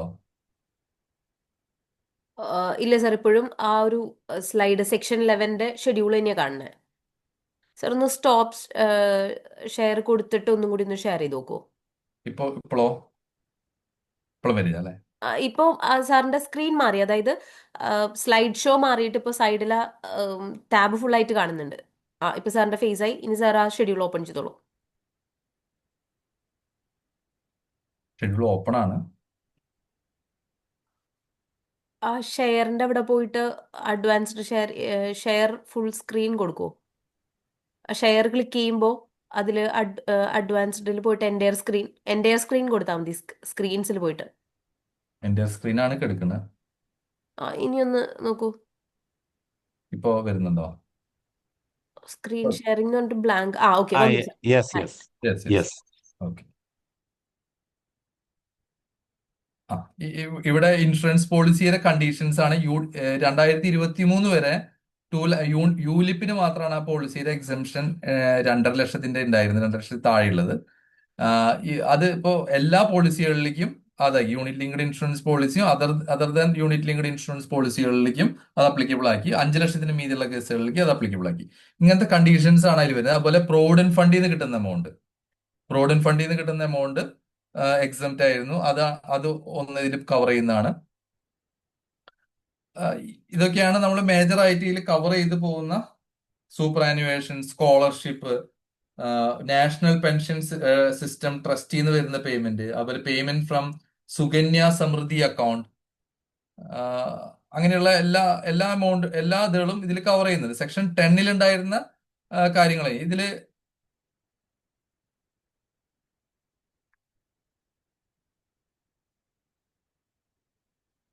ഇതിൽ 17ാമത്തെ പോയിന്റ് പോയി കഴിഞ്ഞാൽ കാണാം, any income covered under section 10(15)(3), 10(15)(4), 5D, of the Income Tax Act 1961 subject to conditions as provided therein. അപ്പൊ ഇൻകം ടാക്സ് ആക്ട് 1961 പോയെങ്കിലും ഈ ഇതിലും വീണ്ടും ആ സെക്ഷന് കൊടുത്ത റെഫറൻസുകളാണ് സെക്ഷൻ 1015 റെഫറൻസുകളാണ് ഇവിടെ വന്നുള്ളത്. അപ്പൊ സെക്ഷൻ 1036 കവർ ചെയ്തിട്ടുണ്ട്. അപ്പോൾ ഇങ്ങനെ പല സ്ഥലങ്ങളിലും ഈ പഴയ ഇൻകം ടാക്സ് ആക്ടിനെ റെഫർ ചെയ്യുന്നത് ഇതിൽ കാണുന്നുണ്ട്. അപ്പോൾ പഴയ ഇൻകം ടാക്സ് ആക്ട് നമുക്ക് മറക്കാറായില്ല മുഴുവൻ. ഇപ്പോൾ വീണ്ടും അതിലേക്ക് റെഫറൻസുകൾ വന്നുകൊണ്ടിരിക്കുകയാണ്. ഇതാണ് ഷെഡ്യൂൾ 2 കവർ ചെയ്യുന്നത്. അപ്പൊ ഇത് ഇൻകത്തിനെ കുറിച്ചാണ് പറയുന്നത്. ഇതിൽ ഷെഡ്യൂൾ 2 ഇൻകം ടോട്ടൽ ഇൻകത്തിന്റെ ഭാഗമായിട്ട് കണക്കാക്കില്ല. ഇനി ഷെഡ്യൂൾ 3 പറയുന്നത് income not being eligible person. ചില എലിജിബിൾ ആയിട്ടുള്ള പേഴ്സൺസിന് ഇൻകം ടോട്ടൽ ഇൻകത്തിന്റെ ഭാഗമായിട്ട് കണക്കാക്കില്ല. അത് ഏതൊക്കെയാന്നുള്ളത് നമുക്ക് നോക്കാം.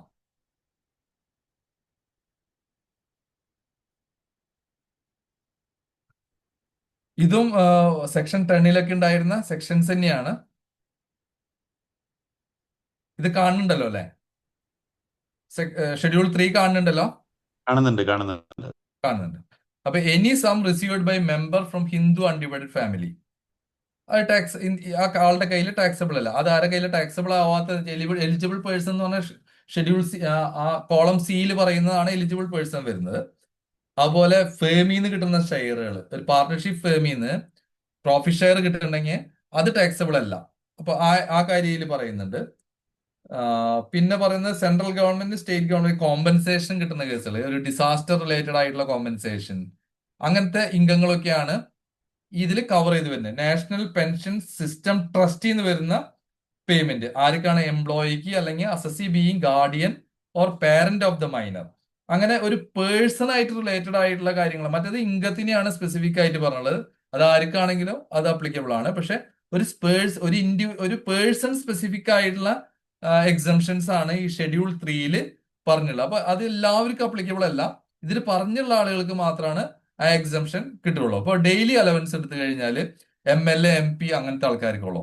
അതുപോലെ വേറെ അലവൻസുകൾ പറയുന്നത് അവർക്ക് MLAക്കും MP മാർക്കുള്ള അലവൻസുകളും കോൺസ്റ്റിറ്റ്യുവൻസി അലവൻസ് അതൊക്കെ അവർക്ക് മാത്രമേ ഉള്ളൂ. അങ്ങനത്തെ ഒരു സ്പെസിഫിക് ഏരിയയിലേക്ക് ആൾക്കാർക്ക് കവർ ചെയ്യുന്ന എക്സംഷൻസ് മാത്രമേ. ഇപ്പോൾ HR ഇൻഡിവിജ്വൽസിന് മാത്രമേ ഉള്ളൂ. അപ്പൊ ഇൻഡിവിജ്വൽസിന് മാത്രമുള്ള എക്സംഷൻ ആണ്. അപ്പൊ HRAയുടെ എക്സംഷൻ ഇതിൽ കണ്ടിന്യൂ ചെയ്യുന്നുണ്ട്. ഈ സീരിയൽ നമ്പർ 11 HRA എക്സംഷൻ ആണ്. പിന്നെ സ്പെഷ്യൽ അലവൻസുകൾ പോകുന്നത് അത് എനി അസസിക്കാണ് സ്പെഷ്യൽ അലവൻസ് പറയുന്നത്. അത് എല്ലാ അസസികൾക്കും കിട്ടും. അപ്പോൾ ഇങ്ങനെ ഓരോ അസസി സ്പെസിഫിക് ആയിട്ടുള്ള കാര്യങ്ങളാണ് ഇതിൽ കവർ ചെയ്ത് പോയിട്ടുള്ളത്. ഈ ഷെഡ്യൂൾ 3 കവർ ചെയ്യും. ഫാമിലി പെൻഷൻ കവർ ചെയ്യുന്നുണ്ട്. ഫാമിലി പെൻഷൻ, അതുപോലെ ക്ലബിംഗ് വരുന്നുണ്ട്. ക്ലബിംഗ് ഓഫ് ഇൻകം വരുന്നുണ്ട്. അത് ക്ലബിംഗ് ആരെ കയ്യിലാണ് ടാക്സ് ചെയ്യുന്നത് വെച്ചാൽ ഇൻഡിവിജ്വലിന്റെയും ഏത് കൂടുതൽ ഇൻകം ഉള്ള ആളെയിൽ ടാക്സ് ചെയ്യുന്നതിനെ കുറിച്ചുള്ള ക്ലബിങ്ങിനെ കുറിച്ച് പറയുന്നുണ്ട്.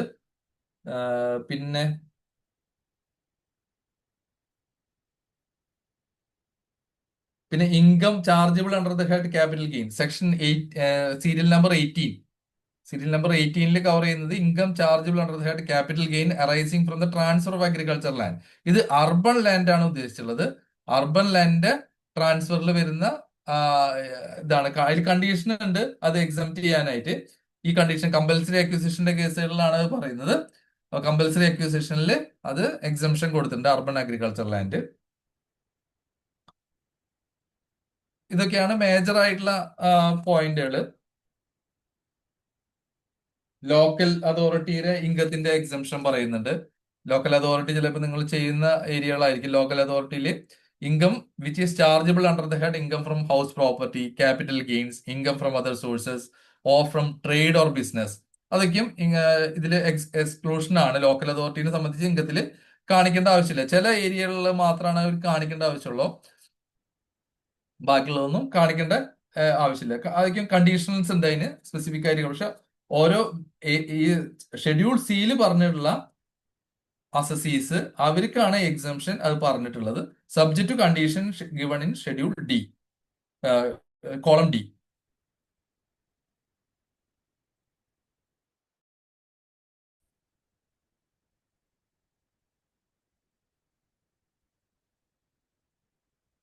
ഇത് ഞാൻ ഓരോന്നായിട്ട് വായിക്കുന്നില്ല. ഇനി income attribute business of sale, marketing, khadi, income from activity securitisation, ഇതെല്ലാം ഇതിൽ കവർ ചെയ്ത് വരുന്നതാണ്. അതുപോലെ ട്രേഡ് യൂണിയനുകളുടെ ഇൻകം ഫ്രം ഹൗസ് പ്രോപ്പർട്ടിയും ഇൻകം ഫ്രം അതർ സോഴ്സസും, അത് സീരിയൽ നമ്പർ 31 വരുന്നതാണ്. അവർക്ക് എക്സംഷൻ ഉണ്ട്. ഈ എക്സംഷൻ ഒക്കെ ഉണ്ടെങ്കിൽ അവർക്ക് റിട്ടേൺ ഫയൽ ചെയ്യണം കേട്ടോ. റിട്ടേൺ ഫയൽ ചെയ്തില്ലെങ്കിൽ വലിയൊരു പെനാൽറ്റി വരുന്ന ഒരു ഏരിയ ആണ്. ഈ ട്രേഡ് യൂണിയനുകൾക്കൊക്കെയും റിട്ടേൺ ഫയൽ ചെയ്യുന്നത് ഇമ്പോർട്ടന്റ് ആണ്, അല്ലെങ്കിൽ പെർ ഡേ പെനാൽറ്റി ആണ് അവർക്ക്. അപ്പോൾ അത് എക്സംപ്റ്റ് ആണെങ്കിലും റിട്ടേൺ ഫയൽ ചെയ്യണം. എക്സംഷൻ ക്ലെയിം ചെയ്യണമെങ്കിൽ റിട്ടേൺ ഫയൽ ചെയ്തിട്ട് ക്ലെയിം ചെയ്യാൻ പറ്റുള്ളൂ.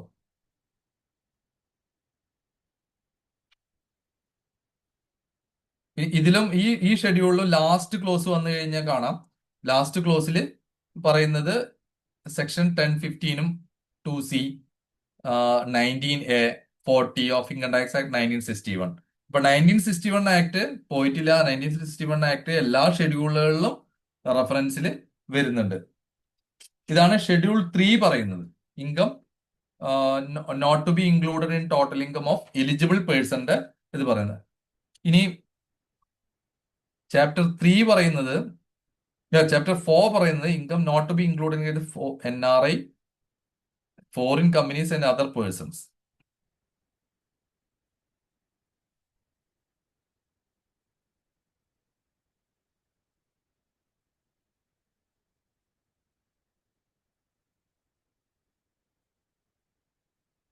ഇതും കാണാലോ. ഷെഡ്യൂൾ 4 കാണാൻ പറ്റുന്നുണ്ടല്ലോ.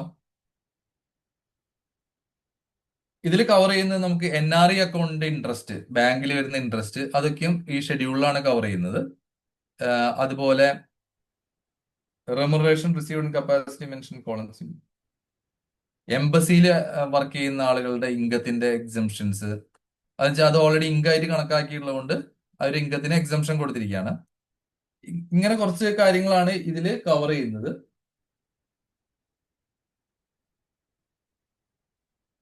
ഫോറിൻ കമ്പനികൾ, അതുപോലെ നോൺ റെസിഡന്റ് ആയുള്ള ആൾക്കാർ, നോൺ റെസിഡന്റ് കമ്പനികൾ, അവർക്കൊക്കെയുള്ള എക്സംഷൻസ് ആണ് ഈ ഷെഡ്യൂൾ 4 കവർ ചെയ്തിട്ടുള്ളത്.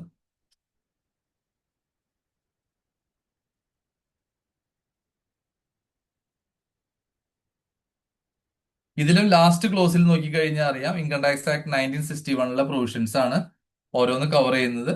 അപ്പോൾ ഇൻകം ടാക്സ് ആക്ടിലേക്ക് വീണ്ടും റെഫറൻസുകൾ പോകുന്നുണ്ട്.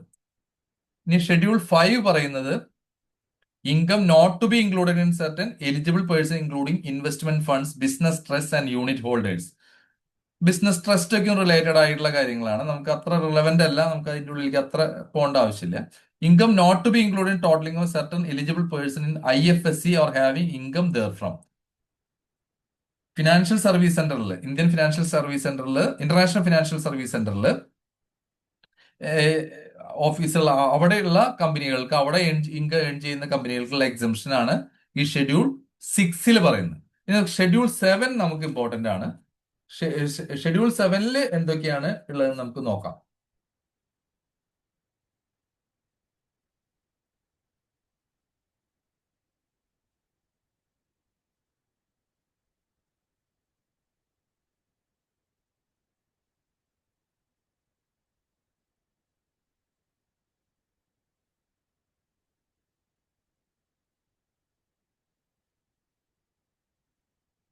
ഷെഡ്യൂൾ 7 ഈ പറഞ്ഞുള്ള ആളുകൾക്കും ഇതിൽ പറഞ്ഞുള്ള എലിജിബിൾ ആയുള്ള ആളുകളെല്ലാം ഇൻകം ടാക്സിൽ നിന്ന് എക്സംപ്റ്റ് ആണ്.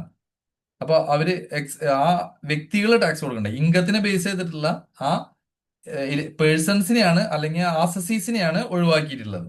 അപ്പോൾ റെജിമെന്റൽ ഫണ്ട്, ഇതിൽ പ്രൈം മിനിസ്റ്റേഴ്സ് റിലീഫ് ഫണ്ട് ഒക്കെ ഇതിൽ കവർ ചെയ്യുന്നതാണ്.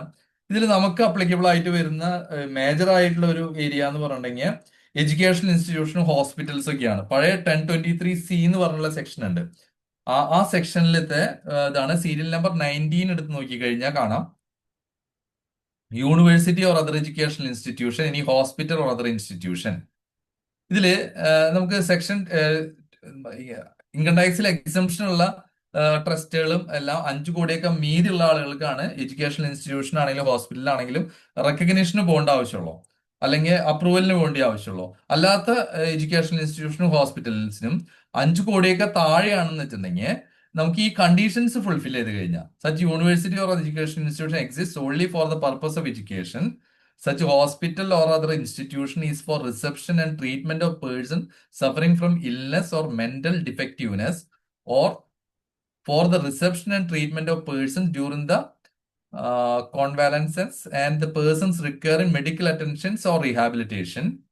Such hospital or other institution exists solely for philanthropic purpose. Aggregate annual receipt. ഈ ഭാഗമാണ് നമുക്ക് important. Aggregate annual receipts of university or universities or educational institution as of such hospital or hospitals or institution does not exceed 5 crore rupees. 5 കോടിയേക്കാൾ കൂടുതൽ increase നമ്മുടെ total gross receipt annual receipt വരുന്നില്ല എന്ന് വെച്ചിട്ടുണ്ടെങ്കിൽ അവരുടെ income fully exempt ആണ്. അതിന് separate exemption എടുക്കൊന്നും വേണ്ട, income ടാക്സിൽ പോയി എടുക്കേണ്ട ആവശ്യമൊന്നുമില്ല. അപ്പൊ എഡ്യൂക്കേഷൻ ഇൻസ്റ്റിറ്റ്യൂഷൻ ആണ് അല്ലെങ്കിൽ ഹോസ്പിറ്റലാണ് 5 കോടിക്ക് താഴെയുള്ളവരുടെ ആനുവൽ റെസീറ്റ് എന്ന് വെച്ചിട്ടുണ്ടെങ്കിൽ നമുക്ക് ഈ സെക്ഷൻ പ്രകാരം, സെക്ഷൻ 11 പ്രകാരം, നമുക്ക് ഈ സീരിയൽ നമ്പർ 19 പ്രകാരം ഇൻകം ടാക്സ് ആ എന്റിറ്റിയുടെ ഫുള്ളി എക്സംപ്റ്റ് ആണ്. ഇതാണ് ഇതിൽ നമുക്ക് മേജർ ആയിട്ടുള്ള ഒരു പോയിന്റ് വരുന്നത്. ബാക്കിയെല്ലാം നമുക്ക് അത്ര റിലവന്റ് അല്ലാത്ത പോയിന്റുകളാണ്. ഈ പ്രൈം മിനിസ്റ്റേഴ്സ് റിലീഫ് ഫണ്ട് ഉണ്ട്, PM കെയർ ഫണ്ട് ഉണ്ട്, അവർക്കൊക്കെ എക്സംഷൻസ് പറയുന്നുണ്ട്. ഇത് പല നോട്ടിഫിക്കേഷനോട് കൂടി വന്നിട്ടുണ്ടായിരുന്നതാണ്. ഇതിപ്പോ കുറെ കൂടി ആ ടേബിളാർ ഫോമിലായപ്പോൾ നമുക്ക് ഐഡന്റിഫൈ ചെയ്യാൻ കുറെ കൂടി ഈസിയാണ്. ആ ടേബിളിലാണ് ഇപ്പൊ ഇതെല്ലാം കവർ ചെയ്യുന്നത്. അപ്പൊ ഈ ഷെഡ്യൂളിലാണ് ഇതെല്ലാം വരുന്നത്. അപ്പൊ ഷെഡ്യൂൾ പ്രകാരമുള്ള ഷെഡ്യൂൾ 7 പ്രകാരമുള്ള എല്ലാ ആളുകളും ഇൻകം ടാക്സിൽ നിന്ന് എക്സംപ്റ്റ് ആണ്.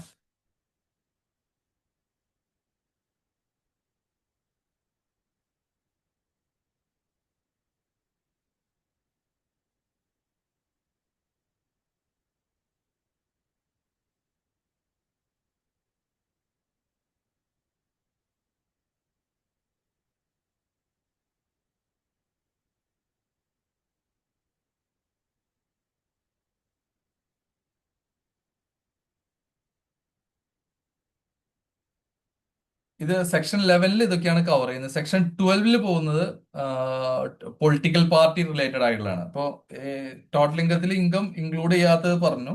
ഇനി പൊളിറ്റിക്കൽ പാർട്ടീസും ഇലക്ട്രൽ ട്രസ്റ്റുകളും ഒക്കെ ഉണ്ട്. അവരുടെ ഇൻകങ്ങളാണ് ഈ ഷെഡ്യൂൾ 8 പറയുന്നത്. അപ്പോൾ ഇൻകം ഫ്രം ഹൗസ് പ്രോപ്പർട്ടിയും അതുപോലെ ഇൻകം ഫ്രം അതർ സോഴ്സും ക്യാപിറ്റൽ ഗെയിൻസും ഇതൊക്കെ പൊളിറ്റിക്കൽ പാർട്ടികളുടെയാണ്. നമുക്ക് അത്ര റിലവന്റ് അല്ല. പൊളിറ്റിക്കൽ പാർട്ടിയും അതേപോലെ വോളണ്ടറി ഇലക്ട്രൽ ട്രസ്റ്റുകളാണ്. Voluntary contribution received by electoral ട്രസ്റ്റുകളൊക്കെയാണ്. അതും ടോട്ടൽ ഇൻകത്തിന്റെ ഭാഗം അല്ലാത്തതിനെ കുറിച്ചാണ് ഈ സെക്ഷനിൽ കവർ ചെയ്യുന്നത്. നമുക്ക് അത്ര റിലവന്റ് അല്ല. പൊളിറ്റിക്കൽ പാർട്ടി ഇലക്ട്രൽ ട്രസ്റ്റ് ഒന്നും നമ്മളാരും ഓഡിറ്റ് ഒന്നും ചെയ്യുന്നുണ്ടായിരിക്കില്ല. കാരണം നമുക്ക് അത്രയും ഡീറ്റെയിലേക്ക് പോകേണ്ട ആവശ്യമില്ല. ഇതിൽ മേജർ ആയിട്ടുള്ള ഒരു ചേഞ്ച് വന്നുള്ളത് ഈ ചാപ്റ്ററിൽ വന്നുള്ളത് എന്താ വെച്ചിട്ടുണ്ടെങ്കിൽ, ഈ ചാപ്റ്ററിൽ സെക്ഷൻ 10, 11, 12 10-ല് 1023C ഉണ്ടായിരുന്നു, അപ്രൂവൽ ബേസിൽ പോകുന്നത്. സെക്ഷൻ 11 ഉണ്ടായിരുന്നു, 12 ഉണ്ടായിരുന്നു, 12A ഉണ്ടായിരുന്നു, 12AB ഉണ്ടായിരുന്നു. അതുപോലെ സെക്ഷൻ 13, ഈ സെക്ഷനുകളൊക്കെ ചാരിറ്റബിൾ ട്രസ്റ്റിന്റെ റിലേറ്റഡ് ആയിട്ടുള്ളതായിരുന്നു. പിന്നീട് സെക്ഷൻ 115TD എന്ന് പറഞ്ഞ സെക്ഷൻ ഉണ്ടായിരുന്നു, അക്രീറ്റഡ് ഇൻകത്തിന്റെ. ഒരു ചാരിറ്റബിൾ ട്രസ്റ്റ് ചാരിറ്റബിൾ അല്ലാതെ അല്ലെങ്കിൽ 12A എക്സംഷൻ പോകുമ്പോൾ എങ്ങനെയാണ് അക്രീറ്റഡ് ഇൻകം കാൽക്കുലേറ്റ് ചെയ്യുക, അങ്ങനത്തെ കാര്യങ്ങളൊക്കെ ആയിരുന്നു അതിൽ പറഞ്ഞിരുന്നത്. അപ്പൊ ആ സെക്ഷനും എല്ലാതും ഇപ്പോ കൺവേർട്ട് ചെയ്തിട്ടുള്ളത് 332, 355 എന്നുള്ള രണ്ട് സെക്ഷൻ, 332 തൊട്ടിട്ട് 355 വരെയുള്ള സെക്ഷനിലേക്ക് റീഓർഗനൈസ് ചെയ്യുക ചെയ്തിട്ടുള്ളത്. ചാപ്റ്റർ 17-ലാണ് വരുന്നത്. അപ്പോൾ ചാരിറ്റബിൾ ഓർഗനൈസേഷന്റെ മൊത്തമായിട്ട് നമുക്ക് എടുക്കുമ്പോൾ അത് നമുക്ക് ഡീറ്റെയിൽ ആയിട്ട് എടുക്കാം. ഈ ഭാഗത്ത് നമുക്ക് അത് ഇൻക്ലൂഡ് ചെയ്യുന്നില്ല. മുമ്പ് ഈ സെക്ഷനുകളിലായിരുന്നു, ഈ ചാപ്റ്ററുകളിലായിരുന്നു നമുക്ക് ഉണ്ടായിരുന്നത്. ഇപ്പൊ അത് മാറ്റിയിട്ട് ഈ ചാപ്റ്റർ 17-ലേക്കാണ് ഷിഫ്റ്റ് ചെയ്തിട്ടുള്ളത്. ഇത്രയാണ് നമുക്ക് മേജർ ആയിട്ട് ഇന്നിപ്പോ കൺക്ലൂഡ് ചെയ്യുന്നത്. മൂന്ന് ചാപ്റ്റേഴ്സ് ആണ് കവർ ചെയ്യുന്നത്. സെക്ഷൻ 12 വരെയുള്ളതാണ് നമ്മളിപ്പോ ഇന്ന് കവർ ചെയ്തത്. ഇനി നമുക്ക് എന്തെങ്കിലും ഇതിൽ ഇത്ര എടുത്തതിൽ എന്തെങ്കിലും സംശയം ഉണ്ടെങ്കിൽ നമുക്ക് ഇവിടെ ഡിസ്കസ് ചെയ്യാം. എന്നിട്ട് നമുക്ക് അതിന് ശേഷം ഒരു 15 മിനിറ്റ്സ് ഉണ്ട്. നമുക്ക് 15 മിനിറ്റ്സിനുള്ളിൽ ഡിസ്കസ് ചെയ്തിട്ട് നമുക്ക് വൈൻഡ് അപ്പ് ചെയ്യാം.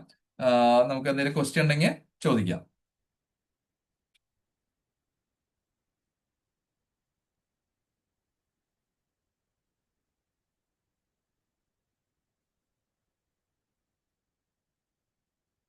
എന്തെങ്കിലും സംശയം ആർക്കെങ്കിലും ഉണ്ടെങ്കിൽ പറഞ്ഞോളൂ.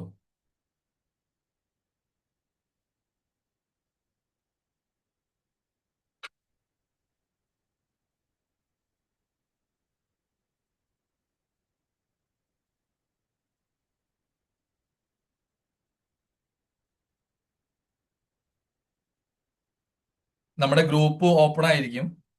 നമുക്ക് ഈ 12 സെക്ഷനും 3 ചാപ്റ്ററിലെ 12 സെക്ഷനും കുറിച്ച് നിങ്ങൾക്ക് എന്തെങ്കിലും നിങ്ങളുടേതായുള്ള രീതിയിലുള്ള സംശയങ്ങൾ ഉണ്ടെങ്കിൽ ആ ഗ്രൂപ്പിൽ പോസ്റ്റ് ചെയ്യാം.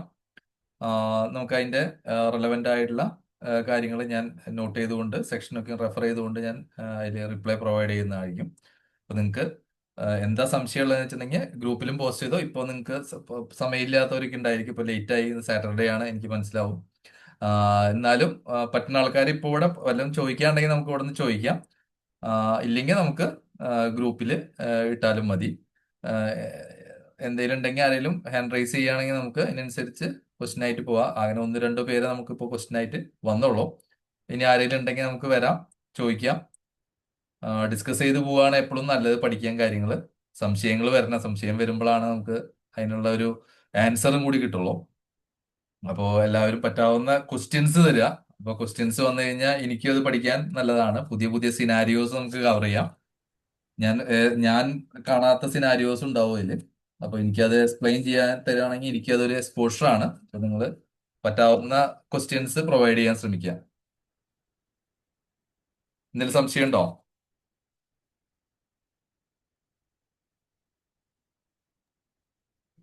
സെക്ഷൻ 8 എന്ന് പറയുന്നത് ടാക്സ് ബർഡൻ ഓൺ ഫേമും സെക്ഷൻ 6710 ടാക്സ് ബർഡൻ ഓൺ പാർട്ട്ണറും അതല്ലേ ഒന്ന് വരുന്നത്? ആരാ പറയുന്നൊന്ന് ജസ്റ്റ് ഒന്ന് ഇൻട്രൊഡ്യൂസ് ചെയ്യോ? അജീഷ് നമ്പടി സെക്ഷൻ 8 പറയുന്നത് ടാക്സ് ബർഡൻ ഓൺ ഫേമും അതേസമയം സെക്ഷൻ 6710 ടാക്സ് ബർഡൻ ഓൺ പാർട്ട്ണറും. അല്ലല്ല, രണ്ടും ഫേമിന് തന്നെയാണ് ടാക്സ് വരുന്നത്. പക്ഷെ ഒരു ഏരിയയിൽ സെക്ഷൻ 8 പറയുന്നത് ട്രാൻസ്ഫർ നടക്കുന്നത് ക്യാപിറ്റൽ അസറ്റ്സും സ്റ്റോക്കിംഗ് ട്രേഡും മാത്രമേ ഉള്ളൂ. സെക്ഷൻ 8 അതൊരു ചാർജിങ് സെക്ഷൻ മാത്രമാണ്. ഇപ്പോൾ ഒരു പാർട്ട്ണർക്ക് ഒരു ക്യാപിറ്റൽ അസറ്റ് ട്രാൻസ്ഫർ ചെയ്യുന്നുണ്ട്, അതുപോലെ സ്റ്റോക്കിംഗ് ട്രേഡും ട്രാൻസ്ഫർ ചെയ്യുന്നുണ്ട്. ആ ട്രാൻസ്ഫർ ചെയ്യുന്ന fair market value sale consideration ആയിട്ട് എടുക്കണം, എന്നിട്ട് ടാക്സ് കൊടുക്കണം. അതാണ് ആ ചാർജ് ചെയ്യേണ്ട കാര്യം മാത്രം അവിടെ പറയുന്നുള്ളൂ. ചാർജ് ചെയ്യുന്നതൊക്കെ ബിസിനസ് ഓഫ് പ്രൊഫഷന്റെ ഹെഡിലും ക്യാപിറ്റൽ ഗെയിന്റെ ഹെഡിലുമാണ്. അപ്പോ സെക്ഷൻ 6710 കണക്കാക്കുമ്പോൾ അവിടെയും ക്യാപിറ്റൽ അസറ്റ് പറയുന്നുണ്ട്. അപ്പോ ക്യാപിറ്റൽ അസറ്റ് രണ്ട് സ്ഥലത്തും വരുമ്പോ ഡബിൾ ടാക്സേഷൻ വരാനുള്ള ചാൻസ് ഉണ്ട്.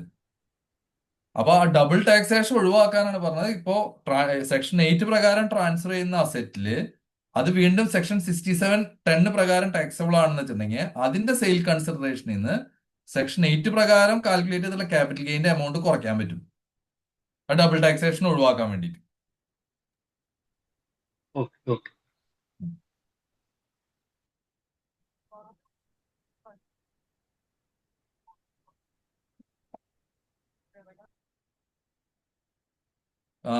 Any change in ATP?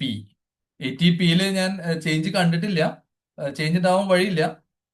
സൊസൈറ്റിയുടെ ഡെഫിനിഷൻ മാറ്റി എന്ന് മാത്രമേ ഉള്ളൂ. സൊസൈറ്റിയുടെ ഡെഫിനിഷൻ മാറ്റിയുള്ളത് യൂണിയൻ ടെറിട്ടറിയിലുള്ള സൊസൈറ്റികളും കൂടിയും സൊസൈറ്റിയുടെ ഡെഫിനിഷനിലേക്ക് കൊണ്ടുവന്നു എന്ന് മാത്രമേ ഉള്ളൂ. മറ്റേ സ്റ്റേറ്റ് ലോ പ്രകാരമുള്ള സൊസൈറ്റികൾ മാത്രമാണ്. ഇപ്പൊ നമുക്കൊരു എക്സാമ്പിൾ എടുക്കാവുന്ന മാഹിയിലുള്ള സൊസൈറ്റി. മാഹി യൂണിയൻ ടെറിട്ടറിയാണ്. പറയുമ്പോൾ കേരളത്തിന്റെ ഉള്ളിലാണെങ്കിൽ മാഹി യൂണിയൻ ടെറിട്ടറിയാണ്. അപ്പൊ അവിടെ ഒരു സൊസൈറ്റി ഉണ്ട്. അപ്പൊ മുമ്പത്തെ ഡെഫിനിഷനിൽ അത് ഇൻകം ടാക്സ് ആക്ടിലെ സൊസൈറ്റിയുടെ ഡെഫിനിഷനിൽ പെട്ടിരുന്നില്ല. അപ്പൊ അങ്ങനത്തെ ഇഷ്യൂസ് ഒക്കെ ഒഴിവാക്കാൻ വേണ്ടിയിട്ടാണ് യൂണിയൻ ടെറിട്ടറിയിലും കൂടിയിട്ട് ഇൻക്ലൂഡ് ചെയ്തിട്ടുള്ളത്. അതായത് ATP ഞാൻ വേറെ ചേഞ്ചസ് ഒന്നും കണ്ടിട്ടില്ല. ഞാൻ അത് അവിടേക്ക് വായിച്ചെത്തിയില്ല, പക്ഷെ അതുവരെ ഞാൻ കണ്ടിട്ടില്ല.